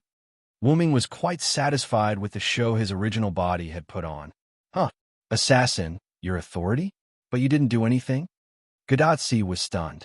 Are these all the handiwork of a senior villo? Matthew thought it was the Lion King's doing. Of course, it's my handiwork. Whether it's this godlike flood or this sudden explosion of thunder and lightning, it's all the handiwork of my original body who is with the Lion King. However, Wu Ming's words stunned everyone. You mean, you're not the real Villo in front of us now? Da Vinci asked simply. You can understand it that way, but I have a connection with my original body.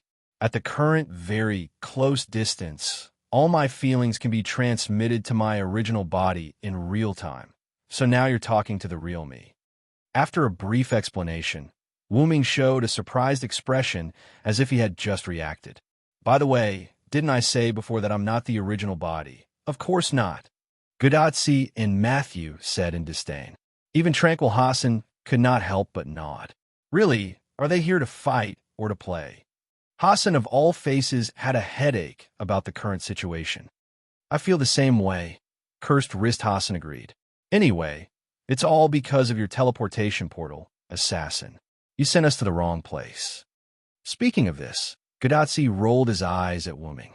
But didn't you guys also profit from the disaster and learn a lot from Sherlock Holmes? Wu Ming smiled. Why does Senior Villo know so much? Matthew was puzzled by Wu Ming's knowledge of their whereabouts. Because after you left, I had a chat with Holmes. This was why Wu Ming came out of the sandpit at the entrance of Atlas Courtyard. I see. So, when Holmes said that someone would bring us to the great shrine of Ramses II, that person was actually you, right? Da Vinci was very sure of it through the available clues. You're right. I have to say, Holmes is indeed a detective. Just by reasoning, he guessed that I would appear in Atlas Courtyard. Wu Ming recalled the time when he asked Sherlock Holmes, who had a face full of "you really came." Why would he be so certain that he would come? Sherlock Holmes had said this. You can't let Tachika Fujimaru ignore you after the wrong teleportation. You must pay attention to Tachika Fujimaru. This was what Wu Ming saw Holmes said with a smug look on his face. However, even the three-pointed Hermes could not track him. Wu Ming did not believe that the detective was really sure just by guessing. The reason why detectives were called detectives was that they were not defined by guessing, but by clues and reasoning. In addition, Wu Ming knew that there were other ways to determine whether a person was safe, so Wu Ming's statement did not work. Then, under Wu Ming's threat of force, Holmes told the truth. There is a problem with the command incantation on the back of Tachika Fujimaru's hand. There was no doubt that Wu Ming had discovered the special command incantation on the back of Gadatsi's hand. Look, the defense of the great shrine is broken. Arash, who had been paying attention to the defense of the great shrine, suddenly spoke. Arash's shout pulled Wu Ming back to reality from his memories. Then, Wu Ming followed everyone's gaze. The monstrous wave that were originally blocked by the invisible wall, now with the help of thunder and lightning, successfully broke through the invisible defensive wall. The sea of sand mixed with thunder and lightning instantly rushed into the shrine complex, swallowing countless shrines until they were crushed. Assassin, will the people here be okay? With Wu Ming's violent means, Gadatsi was worried about the Egyptian people who lived between shrines. When the Sun King descended, he moved the territory under his rule, which meant that not only the shrines, but also the Egyptian people ruled by Ramses II moved here. When Gadatsi and the others came to look for the Sun King, they had a brief interaction with the Egyptian people here.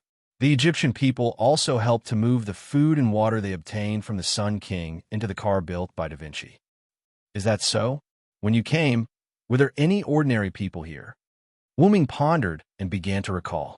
Assassin, don't tell me you don't know that there are ordinary people here. Gadotsi was shocked. However, Wuming shook his head regretfully. I can only tell you that whether it was before I came to look for the Sun King or now, I didn't find any traces of ordinary people here.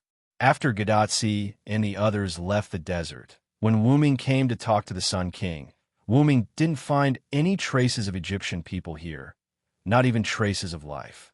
Wuming, who had never seen an Egyptian person, originally thought that Ramses II didn't have any of his people here. However, now that Gadotsi and the others said so, Wuming realized that the ordinary people must have disappeared after Gadotsi and the others left and before Wuming came to look for the Sun King. If Wuming knew this earlier, he would have discovered that something was wrong with Ramses II. However, this was also Wuming's fault. After all, an Egyptian pharaoh who always talked about the king of all kings. How could there be no Egyptian people in his territory? How could...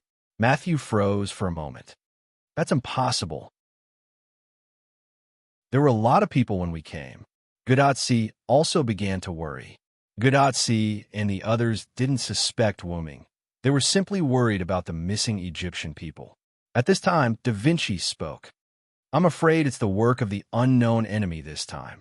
As the person who came here with Gadotsi and Matthew, Da Vinci had the most right to speak. If the current unknown enemy is the same as what the Villo told us, then it's not surprising that there are no ordinary people here. Why? Gadotsi expressed that she was stupid. If the other party is really King Solomon's people, then it's their duty to come here and clean up the humans. The reason why the Sun King cooperated with the Lion King and attacked the people of the mountains was to clean up the last place where there were a lot of humans in this singularity. Since the other party wanted to clean up the humans, it was normal to clean up the humans in front of them first. How could... Matthew's face was full of disbelief. Did that mean that the warm-hearted Egyptian people who helped them carry food and water had been killed? However, things may not be as bad as you think.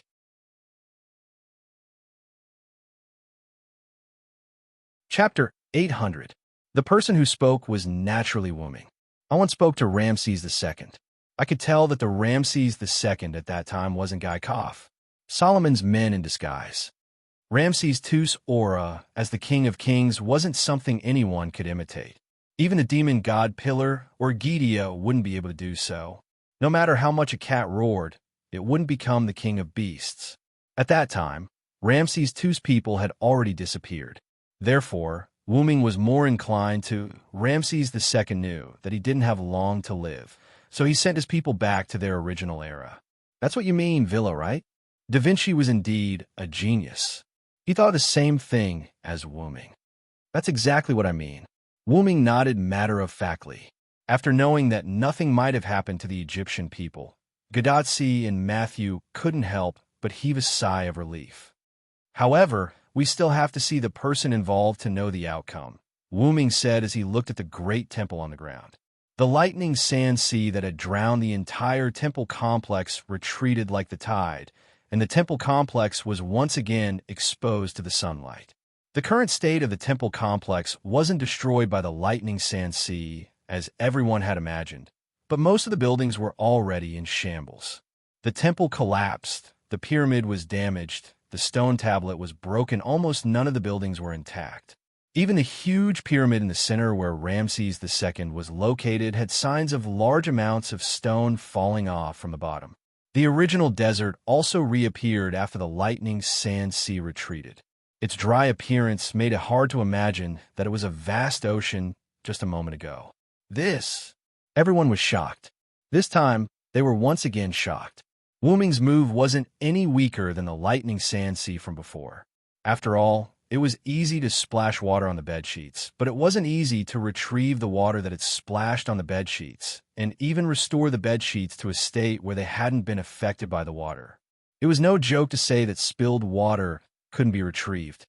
Facts have proven that the best way to deal with enemies with the Divine Hall is to launch a powerful attack on the Divine Hall from the outside. After all, Wuming was also someone who owned a shrine. He was quite satisfied with the current situation caused by his attack on the Ramses II shrine.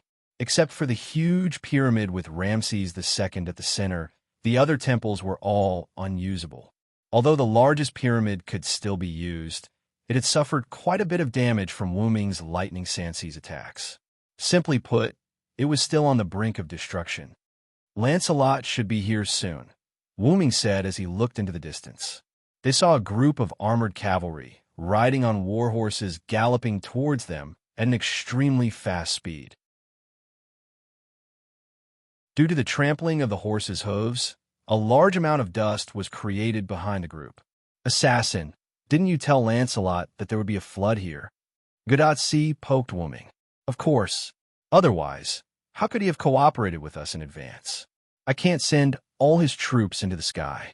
That would be very hard on me. Wu Ming shrugged helplessly. After all, with so many people, even if Wu Ming's mental strength was very strong, he wouldn't be able to withstand it. When he parted ways with Lancelot in the Atlas courtyard, Wu Ming told Lancelot that there would be a flood here later. When the flood receded, he could charge over and meet up with the Lion King. As for why Lancelot's troops were needed, it was because they were the last troops of the Holy City. Their purpose was naturally to deal with the enemy in front of them. A large group of Sphinx rushed out from there. Matthew saw countless Sphinx rushing out from the entrance of the Central Pyramid. So that's how it is. He's using human wave tactics to counter human wave tactics. Da Vinci finally understood why Silent Wonder had asked Lancelot to bring his troops over. Let's go, everyone. Let's conquer the last enemy. Yes, everyone responded. On Wu Ming's side, after the Thunder Sansi retreated, Wu Ming sent himself, Artoria, and Guinevere to the ground using a portal. Lancelot was leading his troops not far away from Artoria. When he saw Wu Ming and the other two, the solemn knight stopped. Lancelot was the only one who continued to gallop toward Artoria. Your Majesty, Lancelot, who quickly dismounted, knelt on one knee. For a moment, he didn't know what to say. Lancelot believed that Artoria must have known that he had defected to Wu Ming's side. He was a traitor who had betrayed them twice. Would the king still accept him? There's no need to say more, Lancelot. I have seen your merits and demerits. However, your merits cannot offset your demerits. Therefore, you need to redeem yourself. Your Majesty, please give me your orders. Lancelot held Alandet with one hand and stabbed it into the sand. His other hand was on his knee on the ground. He lowered his head and looked like he was waiting for his orders. Kill the enemy. The crisp order and the cold tone made Lancelot excited. Yes. After accepting the order, Lancelot stood up and mounted his horse. He walked in front of the solemn knight and raised Alandet high. Looking at the Sphinx army that had begun to spread toward them, Lancelot ordered, "For the king, solemn knight, everyone charge." Oh, nay. The solemn knight roared, and the war horse under him neighed. Because the direction was wrong, the knights followed Lancelot in a circle and charged toward the Sphinx army. In an instant, the solemn knights led by Lancelot clashed with the Sphinx army like a raging fire. Let's go. It's time to deal with the real enemy, Wu Ming said and opened the portal. The defense of the temples was basically ineffective, so the portal could be used again. Bypassing the Sphinx army through the portal, Wu Ming, Artoria, and Guinevere came directly to the entrance of the largest pyramid in the center. At the same time, a portal appeared beside Wu Ming and the other two. Wu Ming's avatar, Godotzi, and the others walked out of the portal. There are two of you. Seeing Wu Ming on the opposite side, Godotzi shouted in surprise. That, Your Majesty Lion King. Matthew was quite reserved with Artoria, who was beside Wu Ming. Although they were on the same side now, Matthew was still a little reserved with Artoria. You don't have to be so polite. I remember your name is Matthew, right? Yes, Your Majesty Lion King. Matthew stood up straight like a soldier who was being inspected. If Galahad can give you the power, then you have to bear the burden of carrying this shield. What answered Artoria was Matthew's powerful voice. Yes, Your Majesty, I will. At this time, a voice that Godotzi, Matthew, and Da Vinci were familiar with came. You still have time to catch up? The king is right. You're a bunch of trash that needs to be abandoned.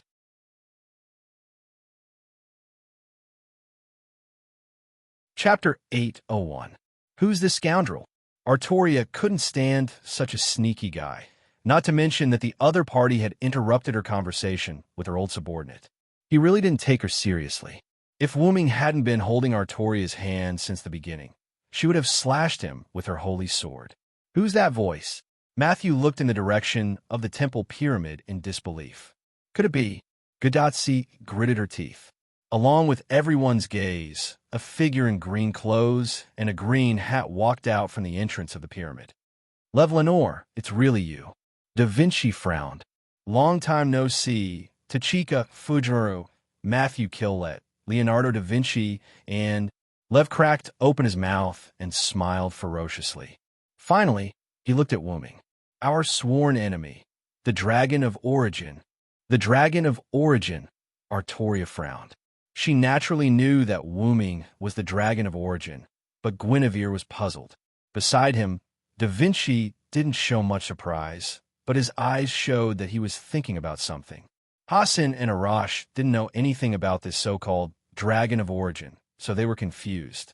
Gadatsi and Matthew, who came into contact with this term for the first time, were also puzzled, but they knew one thing, and that was the term Dragon of Origin undoubtedly referred to Wuming. Sure enough, I didn't kill you back in Winterwood. Wuming didn't care that Lev had exposed his identity because it didn't matter to Wuming whether his identity was exposed or not. If it weren't for the lack of a good opportunity, Wuming would even tell Gadatsi and the others personally. After taking 2 steps at the entrance, Lev patiently explained to Wuming, "No, you really did kill me back then. But like I said, we 72 demon god pillars are one. If you can't instantly kill us as one, I will be able to revive indefinitely." Although Wuming knew that he couldn't kill Lev that way, seeing Lev being so arrogant now, Wuming was really unhappy. However, Lev had another advantage, which was that he was quite qualified to be a tool to obtain information. Where's Osmentis? Wuming tried to glean information. Of course it's gone. That arrogant bastard wants to control our demon god pillars. Apart from our king, no one can control us. Lev became furious, and his face even began to distort. But in the next second, Lev's distorted face returned to its original state, looking very much like a gentleman. But he has already received the punishment he deserved. I have to say, in terms of nourishment for the demon god pillars, that guy is quite qualified. It can even be said that he's a high-quality nourishment. Straightening his collar, Lev nodded with satisfaction. In that case, Ramses II's spiritual base was used as nourishment for summoning the demon god pillars, Wuming thought to himself.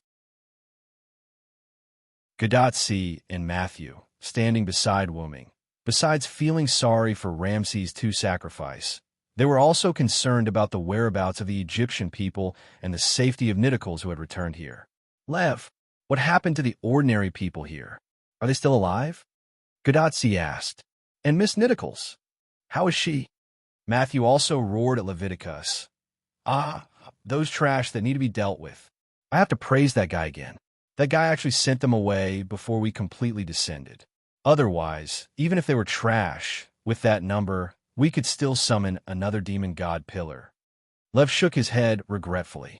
Just as Da Vinci and Wuming had guessed, the Egyptian people had already been sent away by Ramses II.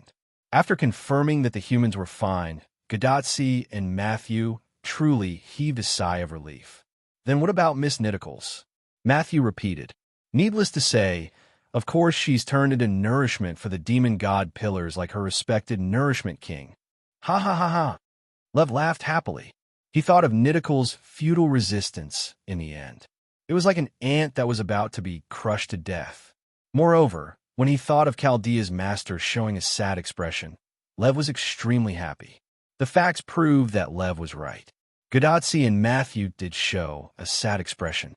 Lady Nitoclis. Thus, it was confirmed that Sun King Ramses II and Pharaoh Nidicals had all left.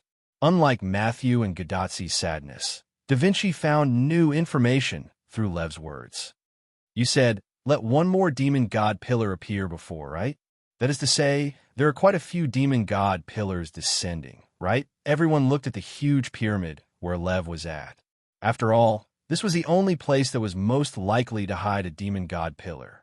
Leonardo da Vinci, your brain is still working so fast. Lev revealed a creepy smile. I will deny the sky, deny the earth. The storm will destroy everything, and the rain will cover everything. With this supreme divine power, I will make everything in the world bow and kneel. Wu Ming finished his words in an instant, and terrifying dark clouds gathered above the pyramid. The information that he needed to know was basically all, so Lev was useless to Wu Ming. There was no room for discussion. A gust of wind began to howl crazily, and everyone's clothes were rustling. Some of the ruins of the temple on the ground and the sand in the desert were rolled up and flew into the sky. Gadotsi even had to be held by Matthew to prevent her body from being blown away. The Solemn Night army and the Sphinx army that were fighting couldn't help but stop. The power of the wind, this is a power that doesn't belong to us. Although he said so, Lev still looked at Wu Ming calmly and didn't panic. Come on. With Wu Ming's shout, a huge and terrifying tornado mixed with debris and sand appeared right above the pyramid. In an instant, the storm was like a meat grinder wrapping and chewing the entire pyramid. The scattered ruins buried the motionless Leviticus. At a very close distance, everyone was about to be blown away by the wind. Except for Wu Ming, Artoria, and Hassan, who had sheltered from the wind, everyone else was struggling to support their bodies, squinting their eyes, and looking uncomfortable. The Solemn Night army was blown off their horses one by one because they were riding on horses. The Sphinx, on the other hand, was a beast with claws. They lay down on the ground and grabbed the ground with their claws, escaping the disaster. Guinevere couldn't hold on and was blown away in an instant. Lev grabbed Guinevere's arm and spun him in his arms. When Wu Ming wanted to touch this transformation, a foreign land happened. The temple pyramid exerted its last remaining heat and perished together with the tornado that came from the incarnation of God. The tornado dissipated and released the last trace of air to the surroundings. The sky that was originally covered by dark clouds was clear again. The sun shone on the ruins in front of everyone, but no one felt the warmth of the sun. Instead, a creepy feeling came from the bottom of their hearts. Chapter 802. Boom. The ruins of the pyramid in front of everyone exploded in an instant, and large and small stones sputtered into the sky and around at a speed comparable to bullets. However, this little bit of damage couldn't hurt anyone at all. Wu Ming instantly pulled out the meteor silver from the golden ripples that had already been opened. He swung it fiercely and then swung it again at the sky. 2 mana sword auras instantly annihilated the stones that were sputtering towards everyone. However, there were still some places that Wu Ming couldn't take care of. The Solemn Knights and the Sphinx army who had fallen off their horses were attacked by stones falling from the sky. However, because the Sphinx wanted to take the opportunity to kill the Solemn Knights who had fallen off their horses, they inadvertently became the shield of the Solemn Knights. Although some of the Solemn Knights were hit by the stones and were injured or even killed, most of the bullet-like stones were blocked by the Sphinx. Naturally, this didn't cause much damage to the Sphinx, but the Solemn Knights got a chance to catch their breath. They immediately got up and fought with the Sphinx again. As for the horses, they were either killed by the Sphinx army or smashed to death by the bullet-like stones. Although the Solemn Knights' speed was reduced due to their conversion from cavalry to infantry, their defense was more perfect. In addition, with Lancelot leading the team, the Sphinx army was at a disadvantage from the beginning, and now they were still at a disadvantage. However, neither Wu Ming nor Lev had the time to care about the Sphinx and the Solemn Knights. For them, the enemy in front of them was the most important. After the ruins exploded, the things hidden in the ruins emerged. 3 huge pillars full of terrifying eyes broke out of the ground like new buds, shooting straight into the sky. The demon god pillars Floros, Yamin, and Babados appeared. The 3 demon god pillars let out different laughter, which made the followers in Gadotsi feel uncomfortable. The Sphinx and the Solemn Knights were also affected. However, Wu Ming wasn't afraid. He was immune to it. Sure enough, without Ramses II, You can't control the temple at all. Seeing that the temple had been destroyed so easily, Wu Ming was very sure of it. If Ramses II's grand shrine was so easily breached, then Ramses II would lose face as a top-level servant. In fact, Wu Ming's guess was correct. It was precisely because Ramses II's spirit base had been sacrificed that no one could control the temple. However, because the demon god pillar that appeared contained Ramses II's spiritual base, the great temple of Ramses II didn't disappear because of the news of its master. However, even if Ramses II's spiritual base appeared, the demon god pillar was unable to control the great shrine. It could only let the great shrine defend itself against attacks. This was also why the great shrine had never attacked Wu Ming and the others. So what? Whether it's the Sun King or the Lion King here, you're all just chess pieces on my chessboard. And my mission is not to eliminate you. Eliminating the humans in this singularity is not the decision of our king, but the decision of the demon god pillar. Flawless was quite proud to provide Wu Ming with information.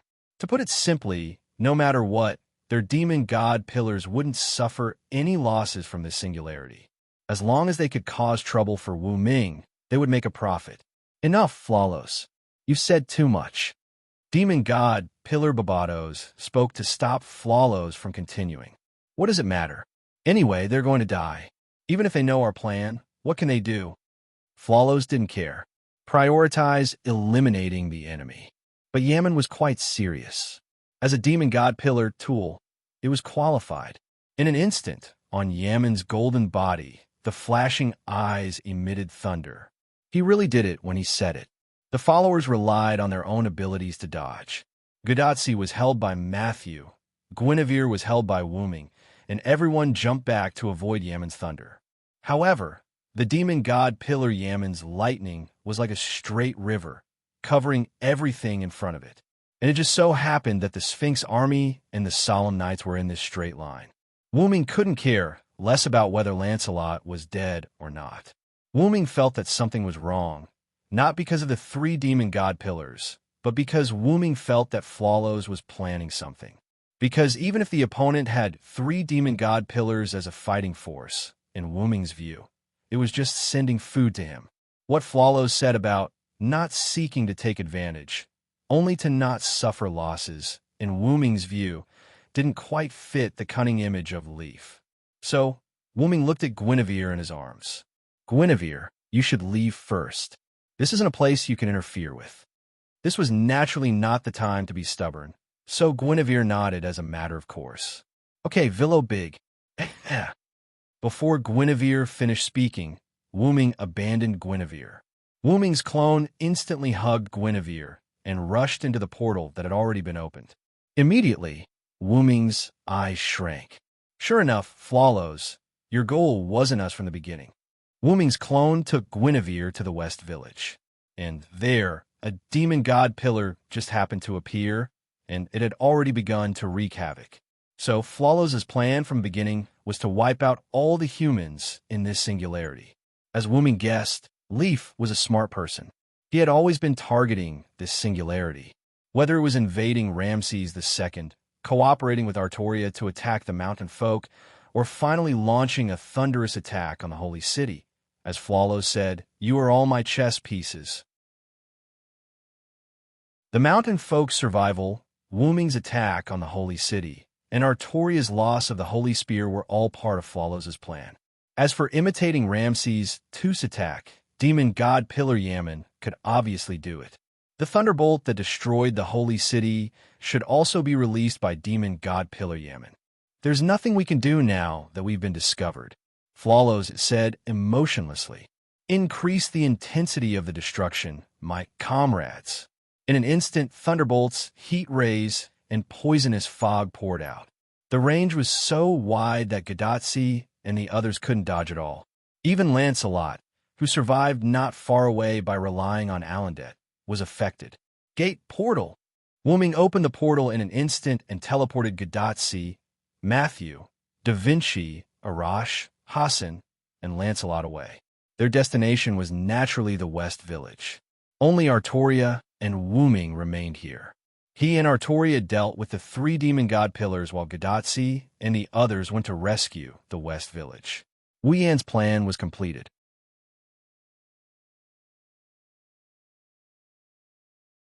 Chapter 803. Originally, there were many humans in this singularity. For some reason, the Lionheart King, who seemed to be a fake demon, was cruel and heartless. The Lionheart King, who defeated the Lionheart King, wantonly slaughtered those who could not be chosen because he chose the pure ones. The Gorilla Knight's slaughter caused the human population to decrease. The Egyptian people in the desert were sent back to their original era by Ramses II. The chosen pure ones were stored in the Holy Tower in the center of the Holy City. It was destroyed by Yaman's lightning, and the population decreased again. Currently, it was unlikely that there would be any humans in the wilderness. Even if there would be people who would die of hunger and thirst soon. Of course, it was also possible that they had already died because the human population decreased. In other words, apart from the mountain people gathered in the West Village and the refugees hidden by Lancelot, there was no one else in this singularity. It was still the same sentence. The reason why the burning of humanity could last for a while was not only because of the existence of Chaldea, but also because of the remaining humans in the singularity. With the disappearance of humans, the singularity had completely collapsed, and humanity could no longer be saved. We were tricked by you Flawlos. They were too focused on the enemy in front of them, and neglected the little operations of the enemy behind them. However, the West Village had Abonti, Giliel, and Azrael. Although it was possible that they could not destroy the demon god pillars temporarily because of protecting the villagers, the demon god pillars should not be taken advantage of, so there was no need to worry too much. The most important thing was the refugees hidden by Lancelot. Wuming was afraid that the demon god pillars would also appear there.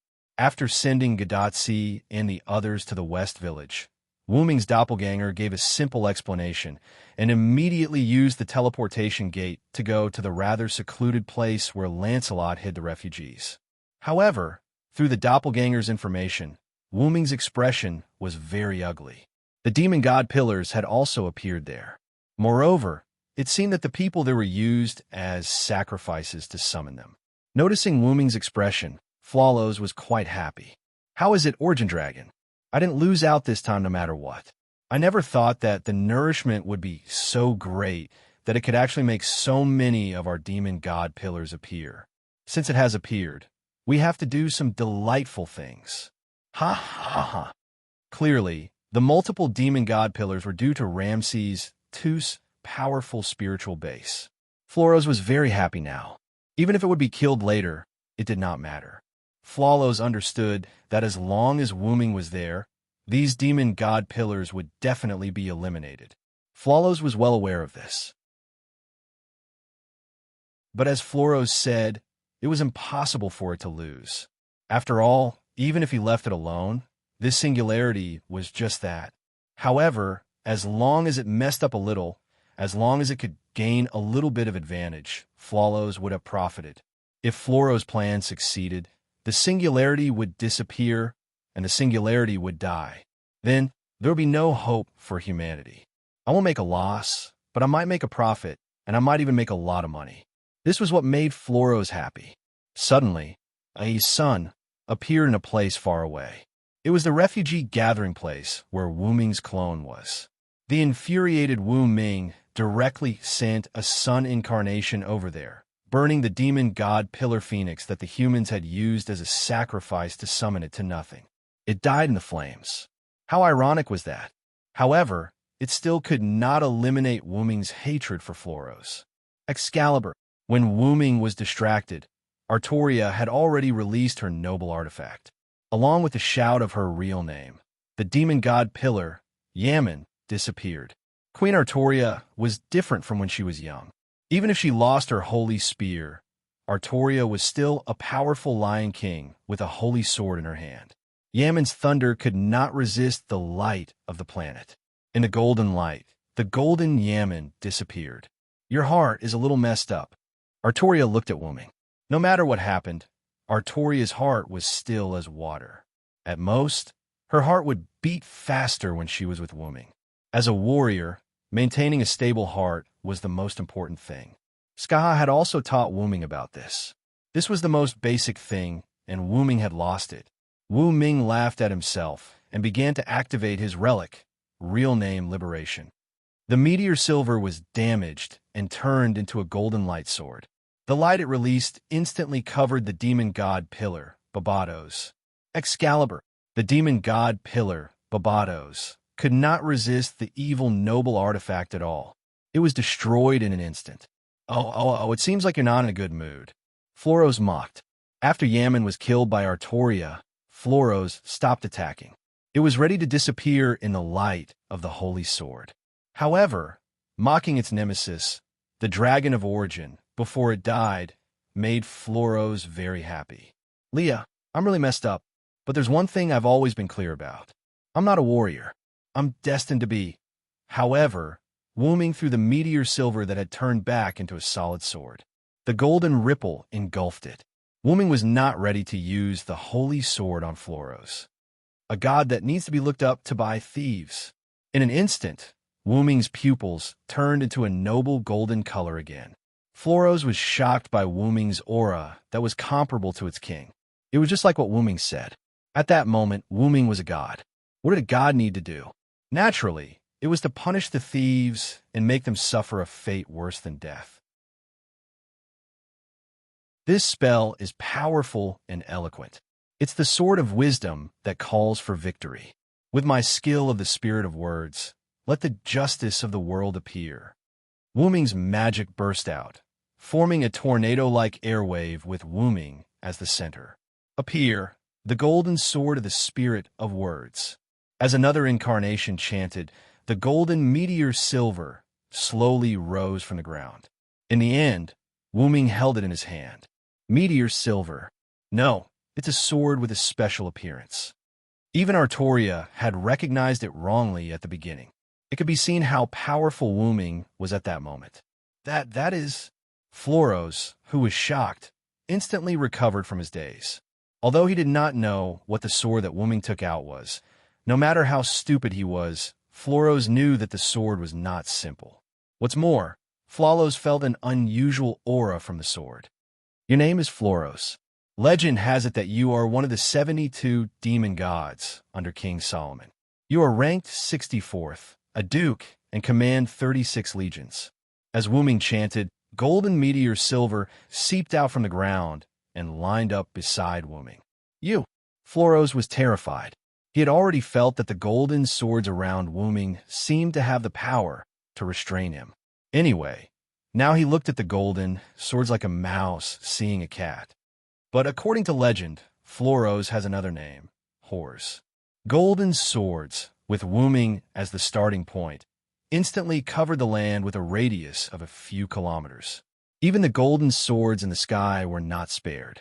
The golden swords were densely packed and seemed to be randomly arranged in the air. Inherent enchantment. Floros recognized this move. Although it looked like it was surrounded by golden swords, at that moment, Wuming, and Artoria had already arrived in another space. No matter if it is Floros or Horse, there are only differences in the translation during the transmission. The two of them are actually the same person. They are both demon gods from hell. The golden swords in the sky all turned their direction, and the tip of the swords pointed at the demon god pillar, Floros. It is said that Floros has two forms. One is a leopard, and the other is a human. When he is in his human form, his eyes are like flames. The golden swords on the ground also moved. They treated the ground as nothing, and the tip of the golden swords on the ground all pointed at Floros. Bastard! Floros roared in anger. Countless black fog and heat rays spread out from Floros's pillar at an extremely fast speed. He felt that if he did not take action to resist, then he would be finished. The sixth sense of a demon god told Floros that the consequences of being stabbed by these golden swords might be more serious than being sent away by the holy sword. He might die, or maybe he would rather die.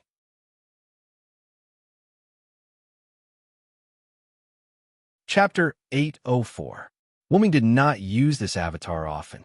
After all, if the opponent was not a god, this avatar was basically useless. However, as the avatar soaked in the root and evolved, Wuming used it as his trump card. Wuming's third avatar warrior retained the foundation of the Sword of Spirit Speech. It greatly strengthened the Sword of Spirit Speech to the point where he could activate it even if he did not fully understand the opponent. Of course, he needed to know some information before he could activate it. He could not seal the enemy just because he knew the enemy's name. That would be too crazy. However, it might work in the future. After all, Wuming's 12 avatars have been evolving. I wonder if it would work on Gidia. Last time when he faced Gidia, other than the ability of his main body, his other abilities did not work on Gidia. Wuming guessed that it might be because of the black mud. Forget it. I'll think about it when the time comes. Wuming shook his head silently. After all, it was better to deal with the matter at hand first. Other than not needing to fully understand the enemy's information, this warrior avatar retained the ability to cut the divinity and seal the opponent's ability. He also gained a powerful ability in the aspect of cutting. For example, he could cut Flawless out from the concept of the 72 demon god pillars. Wuming waved his hand and countless Sword of Spirit Speech pierced through Flawless's attack and stabbed into the body of the demon god pillar. Ugh! This is...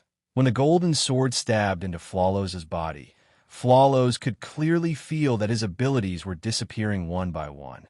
Even the divinity that belonged to the demon god was gradually being stripped away. The connection between him and the other demon god pillars and the 72 demon god pillars was also gradually being cut off. Damn it! Root Dragon! As his abilities were sealed, the demon mist released from Flawless's body and the heat rays from the countless eyes disappeared like an illusory smoke. My power! What have you done? Floros found that the power it had lost did not seem to disappear. It was as if it had never existed in the first place. It could no longer feel any of its power. Even the body of the demon god pillar was about to dissipate in Floros' eyes. Of course, Floros' feeling was real. All of Floros' power was sealed in the golden sword.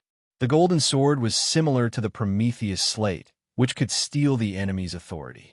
It was a different method, but the same effect. However, Wuming's golden sword could only seal the enemy's power into the sword. It cannot be used. If he removed the golden sword, the seal would be removed as well.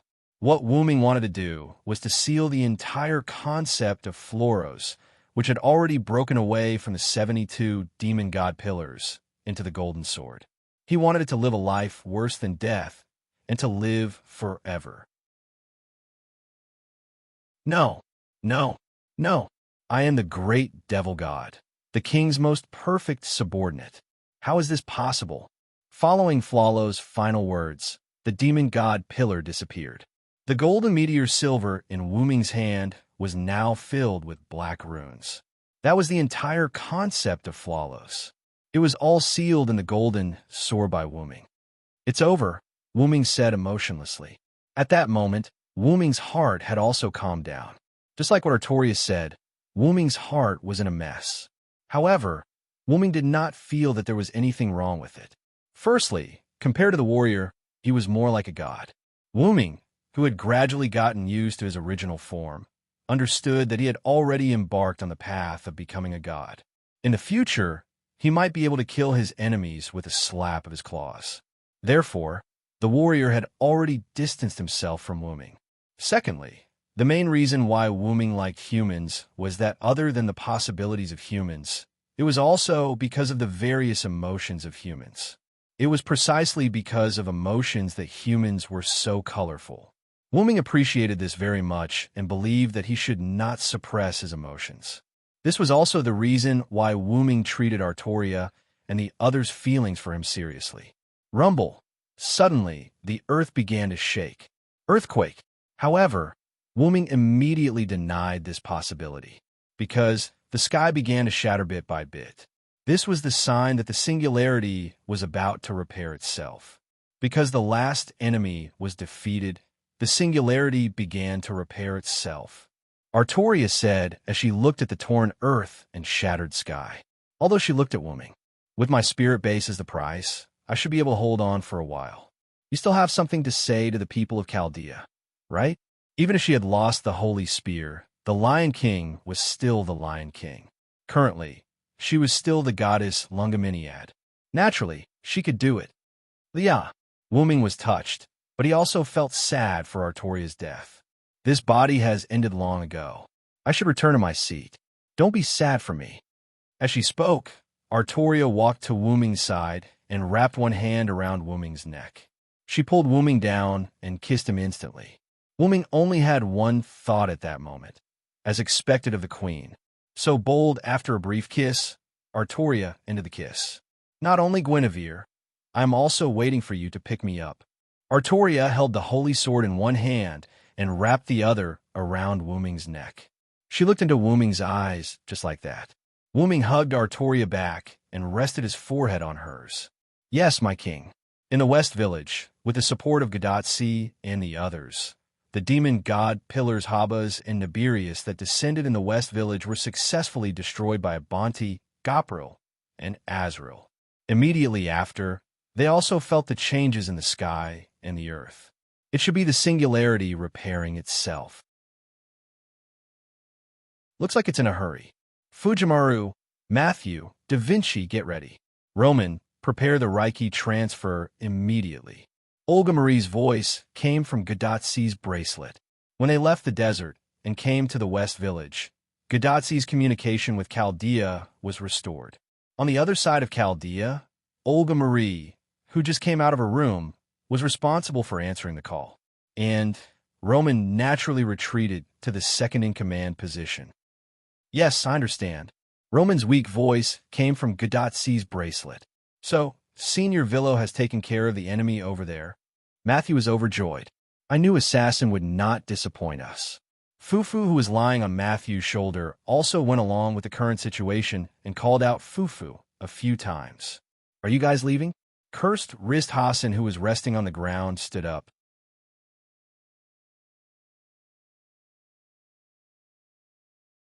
Chapter 805. Not only Cursed Wrist Hassan, but the other few servants also change from sitting on the ground to rest to a standing posture. After all, their friends were about to leave, so they should stand up and express their politeness. And the reason why they called the servants few was that they had no choice. Although they were the most supportive, their opponents were the demon god pillars after all, which was already a calamity for them. Arash and Bayface Hassan had already been sacrificed. Arash chose to self-destruct his noble artifact, instantly injuring the demon god Pillar Hoppus.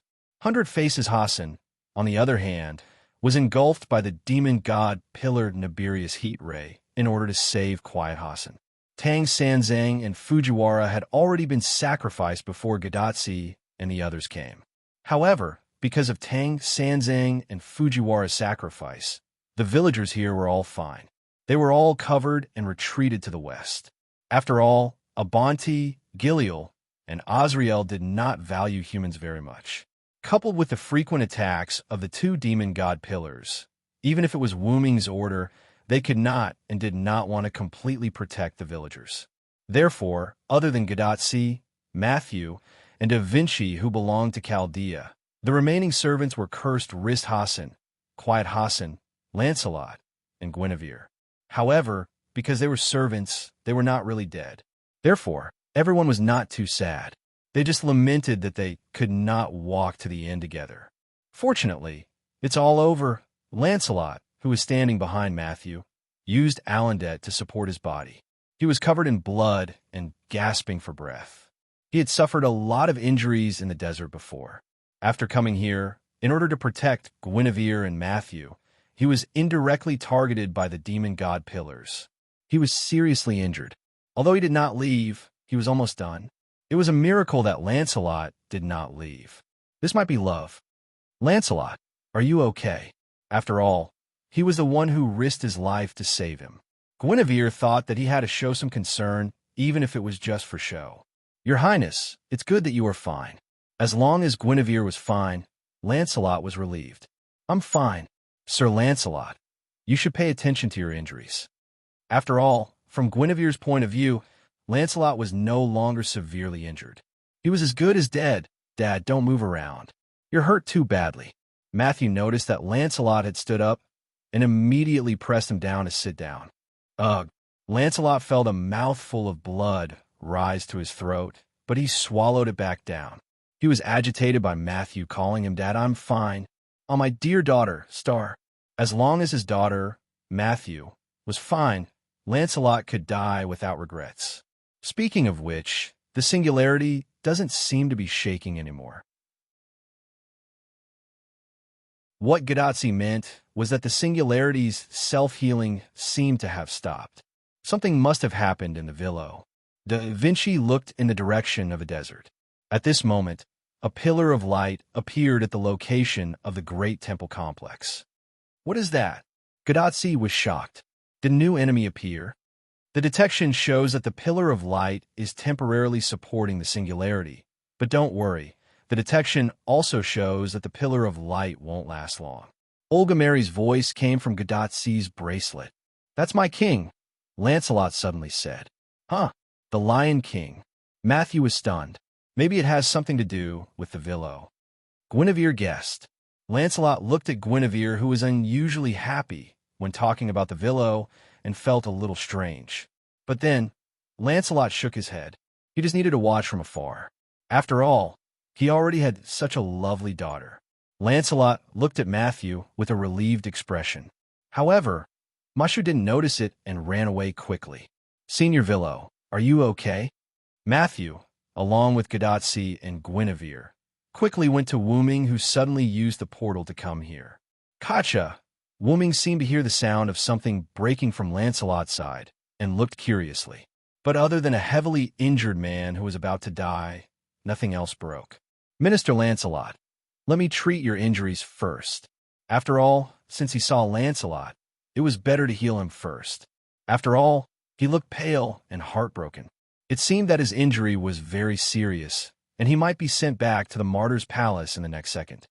No need, Sir Villo. It's over anyway. Even if you heal me, I will disappear afterward. Lancelot smiled. Although Wooming felt that Lancelot's smile was very forced, however, Lancelot was right. After the singularity repaired itself, everyone would be sent back to Earth.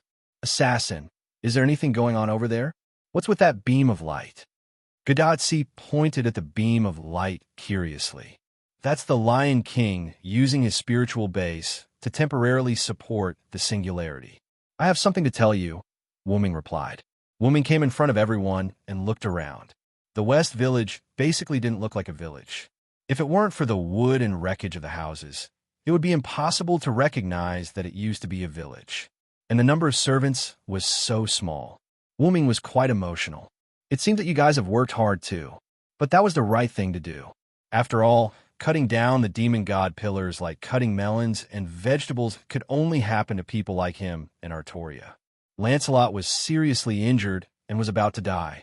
Although Quiet Hassan seemed to be fine, his breath was also very weak.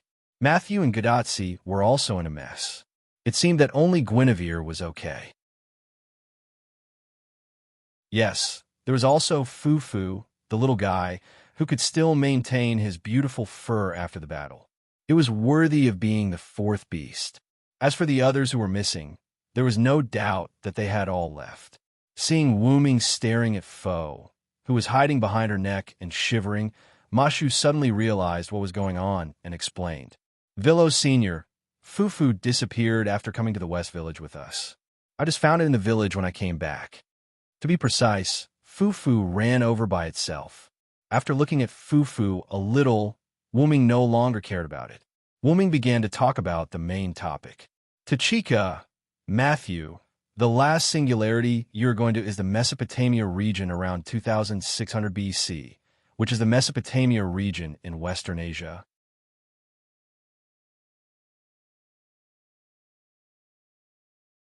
Chapter 806. However, before Gadotsi and Matthew could be surprised, Olga Marie in Chaldea's control room was the first to be surprised. Mesopotamia? Olga? Is your seclusion over? Olga Marie's voice came from Gadotsi's bracelet, attracting Wooming's attention. What seclusion? What a strange way to put it, you bastard. Olga Marie said sarcastically. Since you don't know about the last singularity, you must have just come out of seclusion. Chaldea should have detected the location of the last singularity. It seems that Roman hasn't told you yet. Wu Ming's judgment was right. Olga Marie did take over Roman's position as soon as she came out of the room. Then Olga Marie went crazy. Roman? Why didn't you tell me such an important thing? And from Chaldea's control room, Roman's voice came faintly. Director, you didn't let me speak without permission from the beginning. Then there was a loud noise, and Roman's voice disappeared. Ignoring what was happening in Chaldea's control room, Wu Ming looked at the world that was faintly shaking and repairing itself, then looked at Gadotsi and Matthew. There's not much time left. I'll make it short. I've been to that singularity. Take this. It should be able to help you. Wu Ming said, taking out a palm-sized white scale that contained magical power. What a beautiful scale. Gadotsi carefully took it. Oh, it's a very rare material. Da Vinci carefully looked at the scale with his glasses. I didn't expect Senior Villo to have been to 2600 BC, Matthew said in disbelief. The enemy of that era is beyond your imagination. Be prepared. Wu Ming reminded with a smile, but he didn't say who the enemy was. Gadotsi was about to complain, but Olga Marie's voice came again. Tachika, Matthew, Da Vinci, the ray shift is ready. Right, there's also this. Help me hold it. In the end, Wu Ming took out a holy grail from the golden ripples. Another holy grail? Gadotsi was stunned. However, they had also encountered multiple holy grails at the American Singularity, so they were not too surprised. However, Wu Ming shook his head. This isn't the Holy Grail. It's just a sealed vessel in the style of the Holy Grail. And the one sealed inside was naturally Floros. I have sealed the concept of the demon god Pillar Flawlos into this container. However, it is not easy for me to carry it around, so I hope that it can be handed over to Chaldea for safekeeping. Wu Ming hadn't come into contact with the warrior transformation yet. He turned the golden sword that sealed Flawlos into the shape of a holy grail, hoping to hand it over to Chaldea. Chaldea's own magnetic field could block human combustion. Therefore, with the effect of Chaldea's own magnetic field, even if Wu Ming removed the warrior transformation, the seal of the Holy Grail would not be broken. However, Wu Ming's words gave Gadotsi and the others a shock. There's a demon god pillar sealed inside. Gadotsi and Matthew were stunned. According to the detection of the instrument, there is indeed something strange inside, but it is not active. Maybe it's the effect of the seal that Assassin mentioned. Olga Marie was very calm. Then, from Chaldea's control room, came Roman's words, "This thing is too dangerous," and so on. Then, there was another loud sound, and Roman was silent again. Well, this will be taken care of by the genius Da Vinci. Da Vinci took the Holy Grail from Wu Ming's hand. Wu Ming nodded. Although Da Vinci looked quite unreliable, he was actually a very reliable existence. Then, Wu Ming looked at Gadotsi and Matthew. Remember, you can show that scale when you ask for help. And don't forget, the first Hassan promised to help you. Matthew and Gadotsi's eyes lit up. The fact that Wang Hassan did not help at this singularity made Gadotsi complain. It turned out that he had indirectly left the opportunity to help for the next singularity. Senior Villo, will you help us too? Matthew asked curiously. Of course, I just had some matters to attend to, otherwise I wouldn't have given you this scale. Wu Ming smiled, as if it was a matter of course. Assassin and everyone were leaving. Gadotsi waved her hand and said goodbye to Wu Ming and the others. Senior Villo, see you at the next singularity. Matthew nodded to Wu Ming. I may not go to the next singularity. Don't miss a genius like me. Wu Ming smiled helplessly. Who would miss a guy like you? Whoosh! A light appeared, and the figures of Gadotsi, Matthew, and Da Vinci turned into light spots and disappeared. At the same time, Lancelot, who was immersed in the sadness of his daughter not saying goodbye to him when she left, began to glow. I'm almost at my limit. Lancelot glanced at Guinevere, then looked at Wu Ming and sighed. I'm counting on you, Master Villo. Although he did not quite understand what Lancelot meant by please, he nodded. The moment Wu Ming nodded, Lancelot turned into light and disappeared. I'm about to leave too. But don't get me wrong, Cursed Wrist Hassan did not mean that he was leaving, but that he was going to look for the villagers. No matter what, I have to see them again before I disappear. Cursed Wrist Hassan said goodbye to the remaining few and disappeared like an assassin. Master Villo, it's just you and me left, Guinevere smiled happily. However, Wu Ming looked at Quiet Wrist Hassan, who had no sense of presence, and smiled awkwardly. But before Wu Ming could speak, Guinevere chose to leave. The king should be gone now, so I can't be left behind. I'll go first. Master Villo, don't forget to pick me up. Guinevere finished speaking, then turned into magic particles and dissipated. Rumble, the whole world began to shake violently. It seemed that as Guinevere said, Artoria had left. Finally, Quiet Wrist Hassan walked to Wu Ming and bowed. Master Villo, thank you. Before Wu Ming could speak, Quiet Wrist Hassan also turned into magic particles and dissipated. Really, why don't you all listen to me? With a sigh, Wu Ming scratched his head helplessly. You won't leave just like that, right? As if responding to Wu Ming's words, two angels descended from the sky, one on the left and one on the right, to Wu Ming's side. Well, of course, Master. Zapril flapped her wings and smiled. As long as you don't give up on us, we will always serve you, Master, Azrael said respectfully. This time, she did not use any fancy words. It's been hard on you all this time. After all, apart from Azrael and Zapril, the other Skywings were basically in a berserk state and had not experienced any otherworld's fun. Master, we sisters won't blame you, Meow. Even in a berserk state, we still had a lot of fun, Azrael and Zapril replied to Wu Ming one after another. Then, let's leave together, Zapril, Azrael, and Abanti. Although Abanti did not have much of a presence, he had already landed on the ground, right behind Wu Ming and the other two. Rumble, as the world shook, the whole world began to repair itself, and everything returned to normal.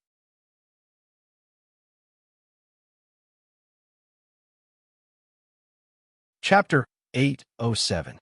In a world that resembled a starry cosmos, patches of colorful smoke drifted about randomly, resembling the nebulas of the universe. At the very center of the dense air, on an abnormal platform that was obviously different from the surrounding things, a white dragon that was not huge in size was lying quietly on this platform. It was not breathing at all, just like a statue. But in the next moment, the dragon gasped for breath and opened its ruby-like dragon eyes. You're back. This dragon was the clone that Wu Ming had left behind in the route. And now, Wu Ming had returned from the Middle East singularity. Looks like this body is getting used to life here. Wu Ming looked up and sized up his body. He was very clear about the changes in this body, and it would not be long before this body would become very compatible with the route. Wu Ming then looked at the route that had changed. The scenery around me seems to be changing freely every time. Because every time Wu Ming came to the route, the scenery was different. But there was one thing that was the same, and that was that the starry cosmos would not change. In the last singularity, only Floros and a few demon god pillars came out to cause trouble, and they hid it from Gidia. It's very likely that Gidia has not recovered from the injuries he suffered from the black mud explosion. Although Wu Ming had not recovered, and he could not even find his original body, but it was precisely because of this that Wu Ming had to hurry and find his original body. And then, before Gidia recovers, I'll kill him. It was simple and brutal. After checking the surroundings and outside of the route to make sure there was no black mud, Wu Ming reworked the route's defenses and finally laid down without worry. I'm overthinking. Last time, Gidia attracted all the black mud between the worlds. If I'm not mistaken, other than some worlds in Gidia's world, there shouldn't be any black mud anywhere else. Gidia was a great help, saving Wu Ming the trouble of cleaning up. Well then, I've returned to the box court world. Closing his eyes, the gigantic dragon body fell into a deep slumber. Box court world, no-name base, Wu Ming's room. At this moment, it was night. Letitia was lying on Wu Ming's bed, sleeping with her eyes closed. Ever since Wu Ming left, Letitia had used magic to lock the room from the inside. Aside from brute force, no one could enter without Letitia's permission. And because of Wu Ming's instructions, Letitia wouldn't let anyone enter. As for Letitia, she complied with Wu Ming's words and stayed in the room. As for why, it was because Wu Ming needed a catalyst to return, and Letitia was precisely this catalyst. Fortunately, as a non-human, Letitia did not really need food. Otherwise, she would have starved to death if the room was sealed. However, it was boring to stay like this, so Letitia simply began to hibernate, whether it was day or night. Vampires could hibernate. Anyway, staying in a daze was waiting, and sleeping was also waiting. Moreover, vampires could increase their strength by going into hibernation. Although the increase was not much, why not? At this moment, the sleeping Letitia's body emitted light. The next second, Letitia instantly woke up and opened her eyes. "Is a master coming back?" Letitia said. The next second, with Letitia as the center, a complex magic circle appeared in the room. Immediately afterward, Letitia quickly sat up and took out a piece of parchment from her gift card. She injected magic into the parchment, and the parchment burned. A blue magic text appeared out of thin air, but Letitia did not recognize these words. If there was a magician present, he might be able to understand it, because these were the summoning words of the Holy Grail War summoning ritual. When the complete summoning spell was arranged in the air, the whole magic circle suddenly emitted a light and absorbed the summoning spell into the magic circle. Then, as if it was over, the magic circle that emitted a strong light slowly disappeared, and Letitia felt that she fell into a warm embrace. "I'm back, Letitia." Holding Letitia, Wu Ming smiled slightly. As for Letitia, she changed into a more comfortable position and rubbed her head against Wu Ming's chest. "Welcome back, Master." The sun gradually rose from the sky, and the first ray of sunlight shone through the window and the curtain into the room. The little fox Lily sat up, rubbed her eyes, and yawned. As the little cook of the community, Lily has been used to getting up early. After putting on her clothes and washing up, Lily walked towards No Name's kitchen. At this time, Lily would have already gotten up to prepare food. However, because of the recent increase in the community's funds, the children of the community could eat well, so Lily did not have to get up early to prepare food for the hungry children.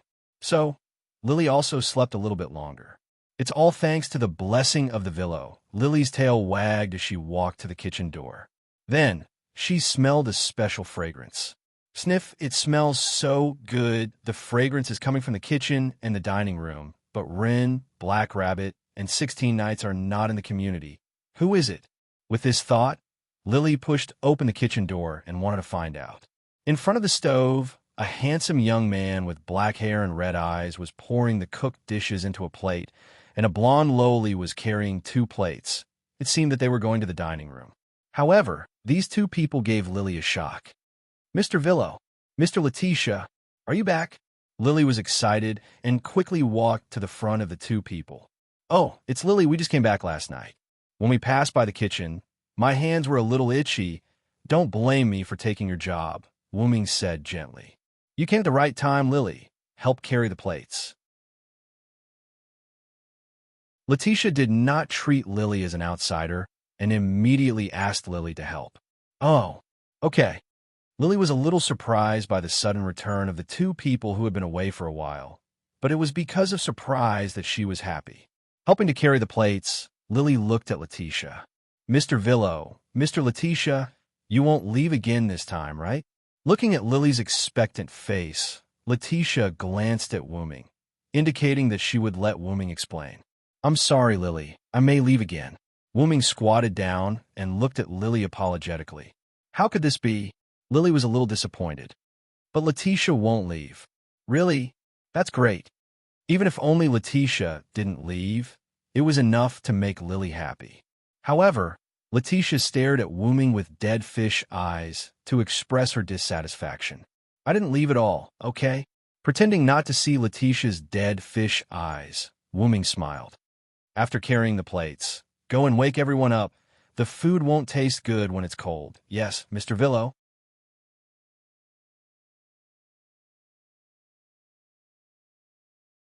Chapter 808.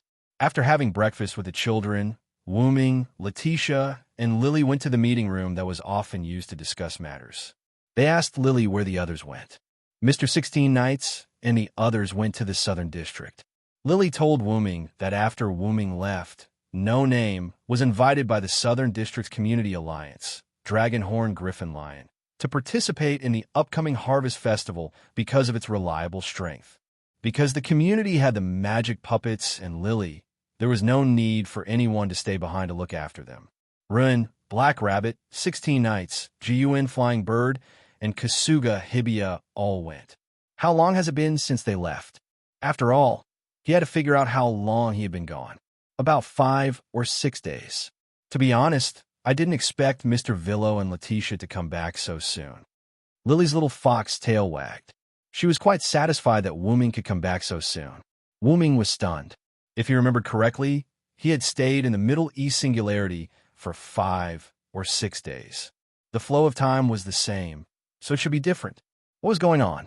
Noticing that Wuming had something on his mind, Letitia thought that Wuming was worried that 16 Knights and the others would cause trouble in the Southern District. Master, do you want to go over and take a look? Letitia, who was standing behind Wuming and had changed into a blue and white maid uniform, asked in a timely manner.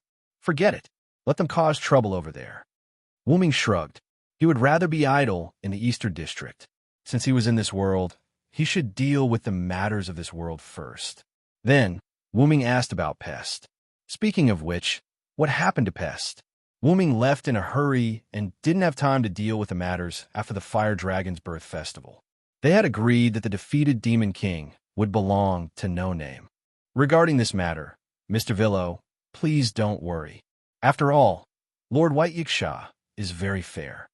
Although White Yiksha was not serious in the eyes of Wuming and the others, she was actually a very dignified existence in the Eastern District and even the entire Hakata. Since she had agreed to something, she would do it. After all, this was something that had been decided before. Even if Salamandra wanted to go back on their word, White Yiksha wouldn't allow it. Besides, Salamandra couldn't go back on their word. After all, Salamandra won't stand on the opposite side of us just because of a mere 5-digit Demon King. Moreover, No Name has just re-established an alliance with them. However, Lily showed a distressed expression. However, Lord Vero, because the members of the community have all gone to the South District, our Lord Demon King is still with Lord White Yiksha. Wuming was Yiksha, was Yiksha, was White Yiksha, was White Yiksha, was White Yiksha's.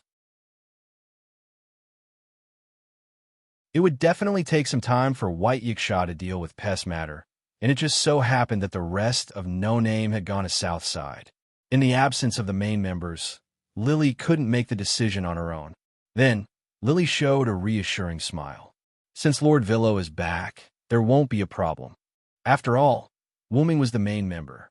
It was reasonable for him to take the spoils from White Yiksha. Then, Wuming sighed and canceled his original plan. Okay, Letitia and I will go. Eastern District 210-5380 Outer Gate, Thous in Yes Branch. Inside the Japanese-style shop, White Yiksha knelt on a cushion, leisurely drinking tea and eating snacks. She looked quite relaxed. Suddenly, a black-purple ripple appeared beside White Yiksha out of thin air. Glancing at the black-purple ripple, White Yiksha still calmly drank his tea. Wuming and Letitia walked out of the portal. Wuming casually found a cushion and sat next to White Yiksha. Letitia, the maid, seemed to be infected by her master. She also found a cushion and knelt next to Wuming. Wuming picked up White Yiksha's snack and threw it into his mouth. It was as if he treated this place as his own home. So I don't say this snack is not bad. Right? This snack is a precious snack that I, White Yiksha, treasure. White Yiksha nodded subconsciously. Let's have some too, Letitia. Wuming picked up another piece of dessert and passed it to Letitia. Hey, you brat, don't treat this place as your own home. White Yiksha unhappily put the plate with a few remaining snacks in his arms with a "I won't let you eat anymore" look. Looking at you, people who don't know would think that I did something to you. Wu Ming didn't even look at White Yiksha. He maintained his sideways posture and raised his hand holding the snack to feed Letitia. Letitia was a bit resistant. After all, she was Wu Ming's maid. How could she let her master feed his maid? However, she had to give Wu Ming face. Therefore, Letitia ate in small bites. After all, from the beginning, Wu Ming didn't treat Letitia as a maid. Instead, he treated Letitia as a little girl who liked to play maid games. You are quite leisurely and elegant to be intimate with your little maid. Poor Rin and the others are still fighting for the community in the southern district. White Yiksha quickly finished the few snacks on the plate and said viciously to Wu Ming. Letitia's face turned red. However, because of her master's thick skin, her face also became thicker. Don't think that I don't know. You must have known that Letitia and I temporarily left No Name a few days ago. After feeding, Wu Ming patted the snack crumbs on his hand and looked at White Yiksha again. I'm here to take away the spoils of war belonging to our No Name, White Yiksha. And following Wu Ming's drawn-out mission, Wu Ming extended his hand at the same time, not at all courteous to White Yiksha. Seeing this, White Yiksha stopped joking with Wu Ming and became serious. Demon King, I've prepared it, but I thought that Rin would take it. You mean Rin's gift, right? Rin Russell had the elf servant. He could perfectly control the spirit race that formed a contract with him, regardless of their spiritual level. But because I'm the only one in No Name at the moment, Lily recommended me. Wu Ming spread his hands helplessly. If he couldn't beat it, he could take it back and give it to Ron. Forget it. In the current situation, even if I give it to Ron, I'm afraid it won't be of much help to No Name. White Yiksha said as he took out his gift card and took out a ring from it. However, Wu Ming was puzzled by White Yiksha's words. What happened? Facing Wu Ming's puzzlement, White Yiksha sighed. Pest's strength was affected and decreased a lot.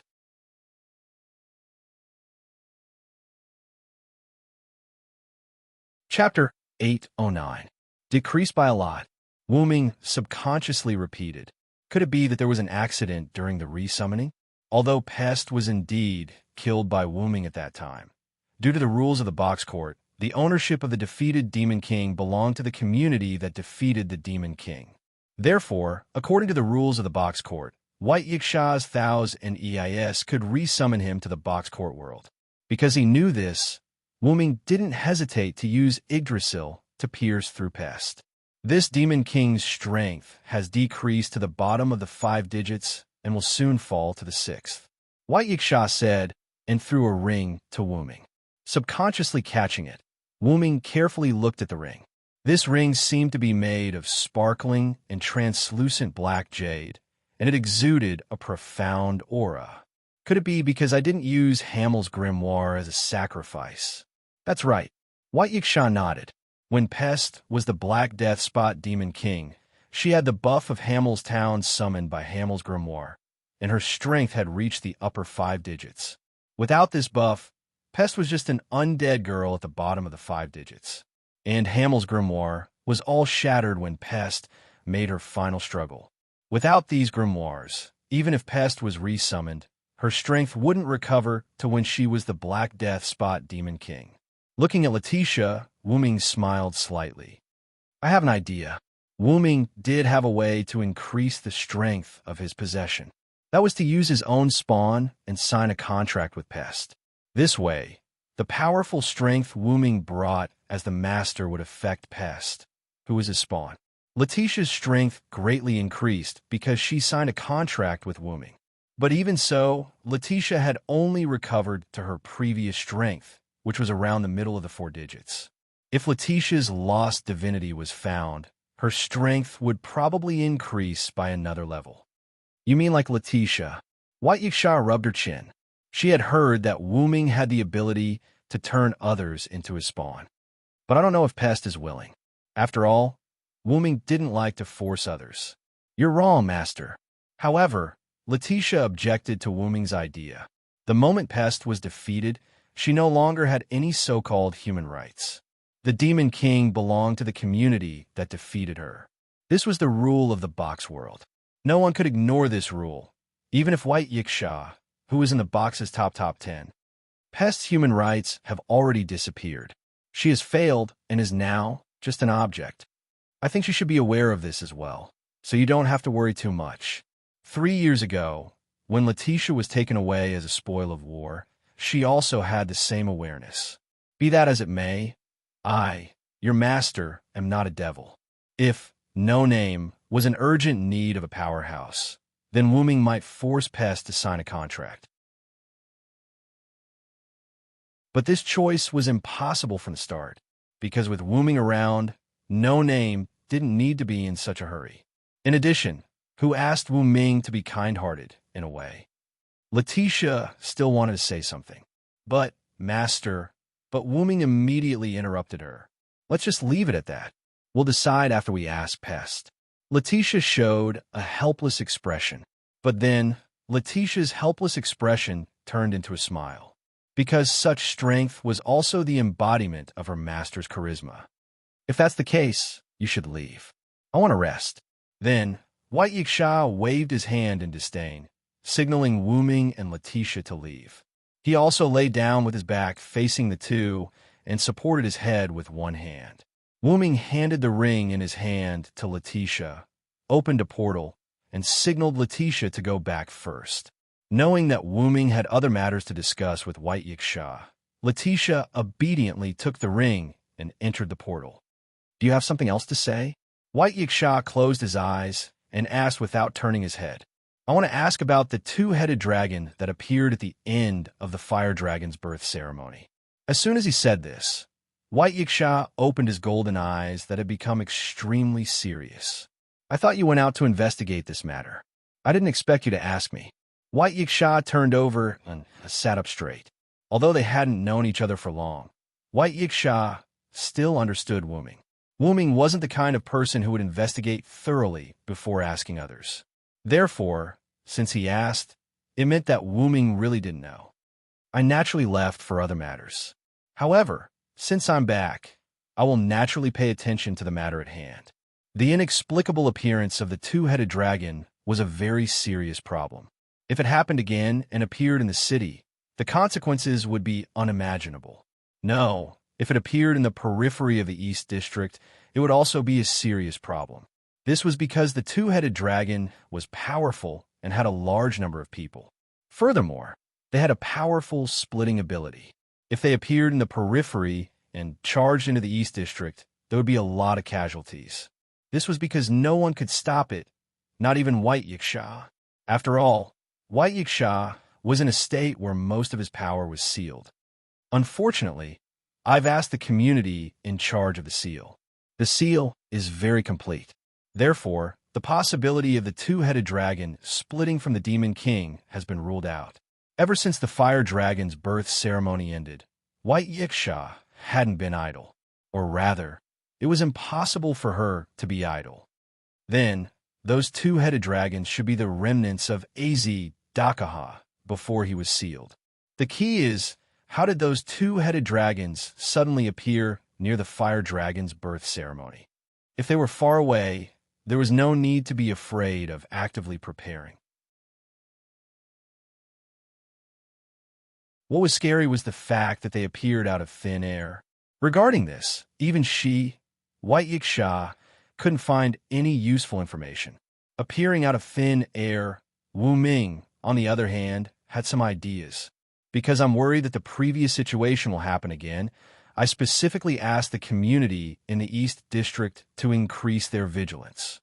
In the end, White Yiksha sighed. This was because White Yiksha knew that this was only treating the symptoms and not the root cause. After thinking for a while, Wu Ming spoke. Actually, some time ago, I met with some people who wanted to buy Letitia from Perseus. The main point wasn't this sentence, but Wu Ming's next sentence. One of them had the ability to teleport out of thin air that shocked even me. That person was none other than the guy named Maxwell.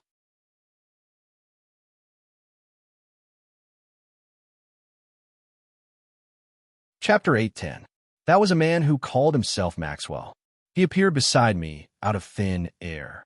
While I was distracted, he teleported away his companion, who was suppressed by me. In the end, I fought him. I estimate that he's a 4-digit existence. 4 digits. White Yiksha nodded. A 4-digit existence was already the peak of the lower levels of the box court. Such an existence couldn't be unknown. However, no matter how hard White Yiksha thought, he couldn't figure out who this Maxwell fellow was. Actually, a group of 2-headed dragons appeared out of thin air and attacked me. The moment I killed those 2-headed dragons, Maxwell rescued his companion. Wuming continued. What? He wasn't surprised by Maxwell's rescue, but by the 2-headed dragons. Are you trying to say that the 2-headed dragon army at the fire dragon's birth ritual has something to do with that fellow named Maxwell? They had both appeared out of thin air, and the interval between them wasn't long. No one would believe that the fire dragon's birth ritual had nothing to do with Maxwell. A 4-digit existence with the ability to teleport multiple people or objects instantly. It seemed like he had a large number of absolute evil avatars and an organization backing him. If these were looked at separately, they weren't considered dangerous, but if they were gathered together, it was rather dangerous. If that organization did something again, it would cause a serious crisis to the lower levels of the box court, even though it wouldn't exceed what the lower levels of the box court could withstand. This was something White Yiksha, who was a guardian of the box court, didn't wish to see. That Maxwell's companion, do you know their names or abilities? There's an unknown girl who's good at using daggers and has the gift of distance control. There's also a griffin named Glea Griffin, which is a powerful physical ability that far surpasses that of ordinary griffins. Their master is called Your Highness by the girl. Lastly, there's Maxwell. That's all I know. After handing over the information to White Yiksha, he would rely on White Yiksha's abilities to see if he could find any clues about the other party. After all, there was one thing Wuming didn't say. The other party knew him. No matter what, his main body definitely had a lot to do with the other party. This was also the main reason why Wuming took the initiative to look for White Yiksha. I got it. Next, I'll start searching with the information I have. White Yiksha wasn't confident that he could find the other party. After all, it was too obvious. Whether it was the other party's grace or name, he had never heard of them before. He was either a newcomer to the box or someone who had always been active in the world outside the box. White Yiksha was more inclined to the latter. Then I'll take my leave first. Don't forget to let me know if anything happens. Wuming waved his hand and prepared to leave. Lord White Yiksha, something bad has happened. At this moment, a maid named Thousand Eyes suddenly barged in. Seeing that White Yiksha was discussing something with Wuming, the maid couldn't help but stop. However, it was obvious that she seemed to have something urgent. Why are you so flustered? Speak slowly. White Yiksha took a sip of tea and motioned for the maid to calm down. Wuming, who was about to leave, saw the maid so flustered, but he wasn't in a hurry to leave. He wanted to see if he could help the other party. Not good, Lord White Yiksha. There was an urgent message from the community just now. A large number of magical beasts have appeared around the outer gate of 210-5380 and are heading this way. Although the maid had calmed down, there was still a trace of panic. Wuming frowned. The outer area of 210-5380's outer gate was basically no-names territory. Furthermore, it was a sudden appearance, and it just so happened that he chose the outer door of 210-5380. Was he trying to show off his power to no name? Wuming thought so. It's just magical beasts. Let the community at the periphery resist for a while. I'll go take a look. White Yiksha didn't mind and slowly prepared to finish his tea. Although this matter was very strange, the Eastern District's defense wasn't something that could be broken through by some magical beasts. It couldn't be that Maxwell's doing. How could there be such a coincidence? But Lord White Yiksha, those magical beasts are estimated to be in the 5 digits, and that community is, the maid said carefully while looking at Wuming. It should be the news from Letitia, who had just returned. What? White Yiksha, who heard in the 5 digits, spat out a mouthful of tea. No wonder the maid was so flustered.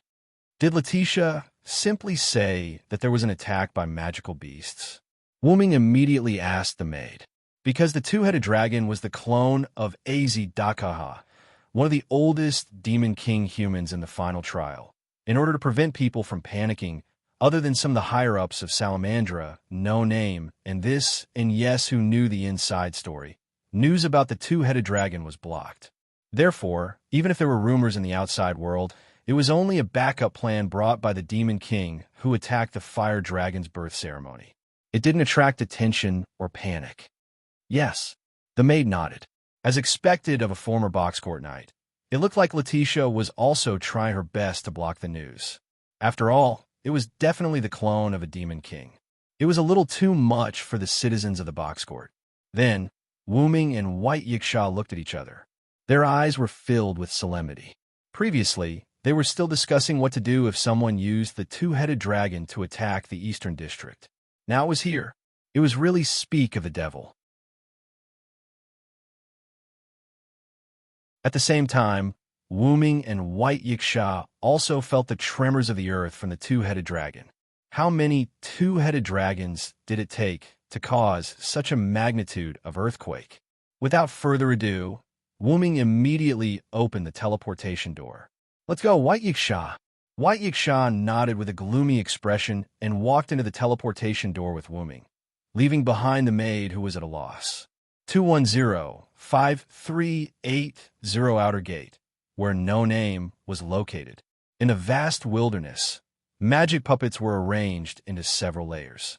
They stood at the outermost periphery as if they were defending against something. Letitia probably ordered the magic puppets to form such a wall to defend against the two-headed dragons. The children of No Name were nowhere to be seen. Wu Ming used his spiritual power to probe and found that the children were in No Name's house. Letitia was beside the children, comforting them. Not far away, a large group of white figures was rapidly advancing. It was the white two-headed dragons on all fours. There are actually so many clones of human evil. White Yiksha's originally gloomy expression became even gloomier. Moreover, the number this time far exceeded the number of two-headed dragons that appeared during the fire dragon's birth ceremony. Relying on the current White Yiksha, it was impossible for him to eliminate so many two-headed dragons in an instant. If he couldn't completely eliminate them and one of them broke into the outer gate, it would be a catastrophe for 210-5380 Outer Gate. If he wanted to get rid of them in one go, White Yiksha might not be able to continue staying at the lower level of the box court. However, the other communities aside, No Name, which was at the outermost periphery, was the first to bear the brunt. Therefore, "Let me do it this time, White Yiksha." Wu Ming's eyes were filled with anger. Without a doubt, the other party was targeting No Name this time. The other party probably knew that No Name's main force was not in the community, so he dared to do whatever he wanted.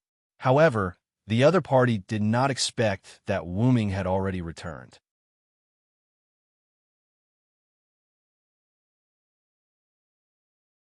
Chapter 811. Wu Ming stretched out his hand, his eyes turning golden as he began chanting. "I will deny the sky, deny the earth. The storm will destroy everything, and the rain will cover everything. With his supreme divine power, I will make everything in heaven and earth bow and kneel."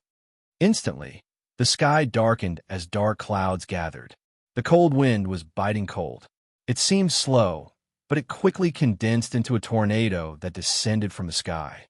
The sharp-eyed White Yiksha could tell at a glance that the ability Wu Ming used came from God. Whoosh, whoosh, whoosh. The storm landed in the middle of the twin-headed dragons. Many twin-headed dragons were swept up and flew into the tornado. In the blink of an eye, they were crushed. They couldn't even scream. The fresh blood produced by the crushed twin-headed dragons turned into new twin-headed dragons. But these new twin-headed dragons were instantly crushed again. Then, new twin-headed dragons were born and crushed again until they couldn't split anymore. However, because he had to be wary of his surroundings, Wu Ming didn't use much strength in the tornado he controlled. The tornado was small and its suction was weak. It only sucked in the twin-headed dragons in the middle. As expected, I can't let go at all here. White Yiksha naturally understood Wu Ming's concerns. If she were to do it, she might not be as good as Wu Ming. Don't you have that inherent barrier? Can't you transfer them all over at once? White Yiksha still remembered that at the end of the fire dragon's birth ceremony, it was Wu who transferred a large group of twin-headed dragons into the inherent barrier. In the end, White Yiksha used Sun's sovereignty to finish off those twin-headed dragons in one go. There's no need to go through so much trouble. As Wu Ming spoke, his golden eyes were still open as he stretched out his other hand. God says humans are sinful. God says humans need to be purified. Thus I will send the monstrous flood to my body. In the name of the Supreme King, I will bestow the world with equal liberation. After another chant, a stream of water came out of nowhere and floated around the two-headed dragons, forming a thick circular wall of water. The two-headed dragons were at a loss, and they were tightly encircled. "It's not over yet," Wu Ming shouted, and the hand he stretched out behind him instantly clenched into a fist. Instantly, the ring-shaped water flow seemed to shrink, pushing the two-headed dragons towards the center. The two-headed dragons began to attack the water wall in an attempt to rush out, but the moment they came into contact with the water wall, they were sucked in. As if the internal and external pressure were different, the two-headed dragon that was sucked into the water wall was also torn apart, and the two-headed dragon was forced to retreat towards the center. However, the center wasn't a good place either. Unknowingly, the tornado had suddenly become stronger. Together with the circular wall of water, the two-headed dragon that was gradually approaching the center was completely engulfed by the tornado. Wu Ming placed his palms together, and the circular wall of water attached itself to the tornado. It was as if the tornado had put on a layer of water. Finally, he clasped his hands together. The water merged into the tornado, forming a magnificent waterspout. In the waterspout, the twin-headed dragons were torn apart again, and the new twin-headed dragons produced by the blood were the same. It was like a meat grinder. Slowly, the last twin-headed dragon whose blood couldn't split was torn apart, and at that moment, the blue waterspout turned red. In the end, the twin-headed dragon's blood couldn't continue to split into new twin-headed dragons, and the blood dyed the waterspout a bright red color. "Thou hast violated the contract and brought evil to the world. Lord's Day, sinners shall be punished. Shatter their backs, dig out their tendons, bones, hair, and brains, and trample on their blood and mud. If I am the one who cannot approach the darkness, I will follow the Lord's words and destroy thee." Another chant was uttered, and a black sphere appeared in Wu Ming's hand. Wu Ming gently tossed it, and the black sphere flew towards the waterspout. The waterspout that was still spinning continuously sucked the black sphere formed by the annihilation incarnation into it. The moment the black sphere was sucked in, it began to emit a black light like a black hole, or rather a black hole. Suddenly, the entire waterspout was sucked in by the light emitted by the black sphere, as if it had really entered a black hole. In just a few seconds, the blood-colored waterspout disappeared, completely annihilated. Finally, Wu Ming snapped his fingers, and the black sphere floating in the sky was completely shattered with a bang. Bits of black magic power crystals scattered in the sky until they disappeared. The crisis that threatened No Name and even the East Borough was resolved. The entire process took less than 3 minutes. After that, seeing that the crisis was resolved, White Yiksha didn't compliment Wu Ming and quickly left. "I'm going to contact the rulers of the other regions and have a good discussion about this incident." It seemed that the threat to the East Borough this time made White Yiksha unable to sit still. She was worried that it would affect the entire box court. Wu Ming, on the other hand, said that he had to return to No Name to check on the children's situation. As expected of Master, you easily destroyed the avatar of absolute evil. Letitia was the first to welcome him. In the face of Letitia's compliment, Wu Ming didn't mind. "Are the children all right?" From the traces on No Name's land, it could be seen that the children were renovating the land at that time. Perhaps they were preparing for the crops that 16th night and the others brought back. They're fine. Lily and I have been comforting the children. Even though the crisis was resolved, Letitia didn't let the children out. Instead, she continued to stay in the house and rest for a while. They've all grown up and didn't panic. They're sensible and obedient. Letitia revealed a motherly expression. Your motherly expression really shouldn't appear on your lowly face. Wooming pulled Letitia's little face, causing Letitia to look at Wooming in dissatisfaction. Even if it's master, if you play with me wantonly, I'll still be angry. However, when Wooming stopped pulling and changed to touching her cheek, Letitia still rubbed against him in enjoyment. At the very least, you have to ask for my permission. This made Wooming not know whether to laugh or cry. What's with your arrogant tone? And don't forget, Letitia belongs to me. She has no human rights. The phrase, no human rights, was something that Letitia had said to Pest not long ago. In the end, Wooming used it to describe Letitia. Master, you're so annoying. Letitia curled her lips expressionlessly. However, in Wooming's eyes, it was quite cute. Anyway, she didn't realize it. After playing with Letitia for a while, Wooming became serious. Get ready, Letitia.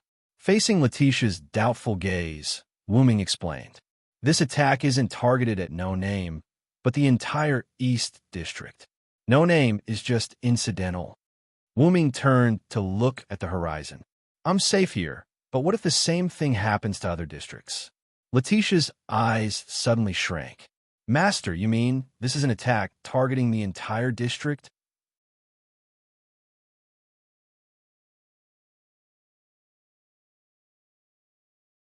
Chapter 8:12. Wooming didn't care about Letitia's shock. It does seem that way. But Wooming's answer made Letitia, who wasn't stupid, realize that there was more to it than meets the eye. Master, you mean these attacks are only on the surface? Letitia's expression became serious. If the attacks that affected the entire box were only on the surface, then what was hidden underneath the surface, how shocking would it be? At least that's what I think. Then, Wooming looked at the magic puppet that was still standing in the distance. I'm going to fix No Name's defense. Letitia, go rest for a while. Later, come with me to find White Yiksha. Uncovering this layer of mystery was important, but the safety of No Name was more important. Yes, master. Letitia nodded. But then Letitia was stunned. What about Pest? As she spoke, Letitia took out Pest's summoning ring that Wooming gave her. I almost forgot. Lightly touching his chin, Wooming thought about how to deal with Pest.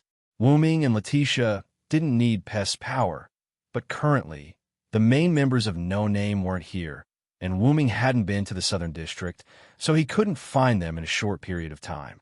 He had to immediately let Pest become a fighting force. How about letting Lily wear this ring?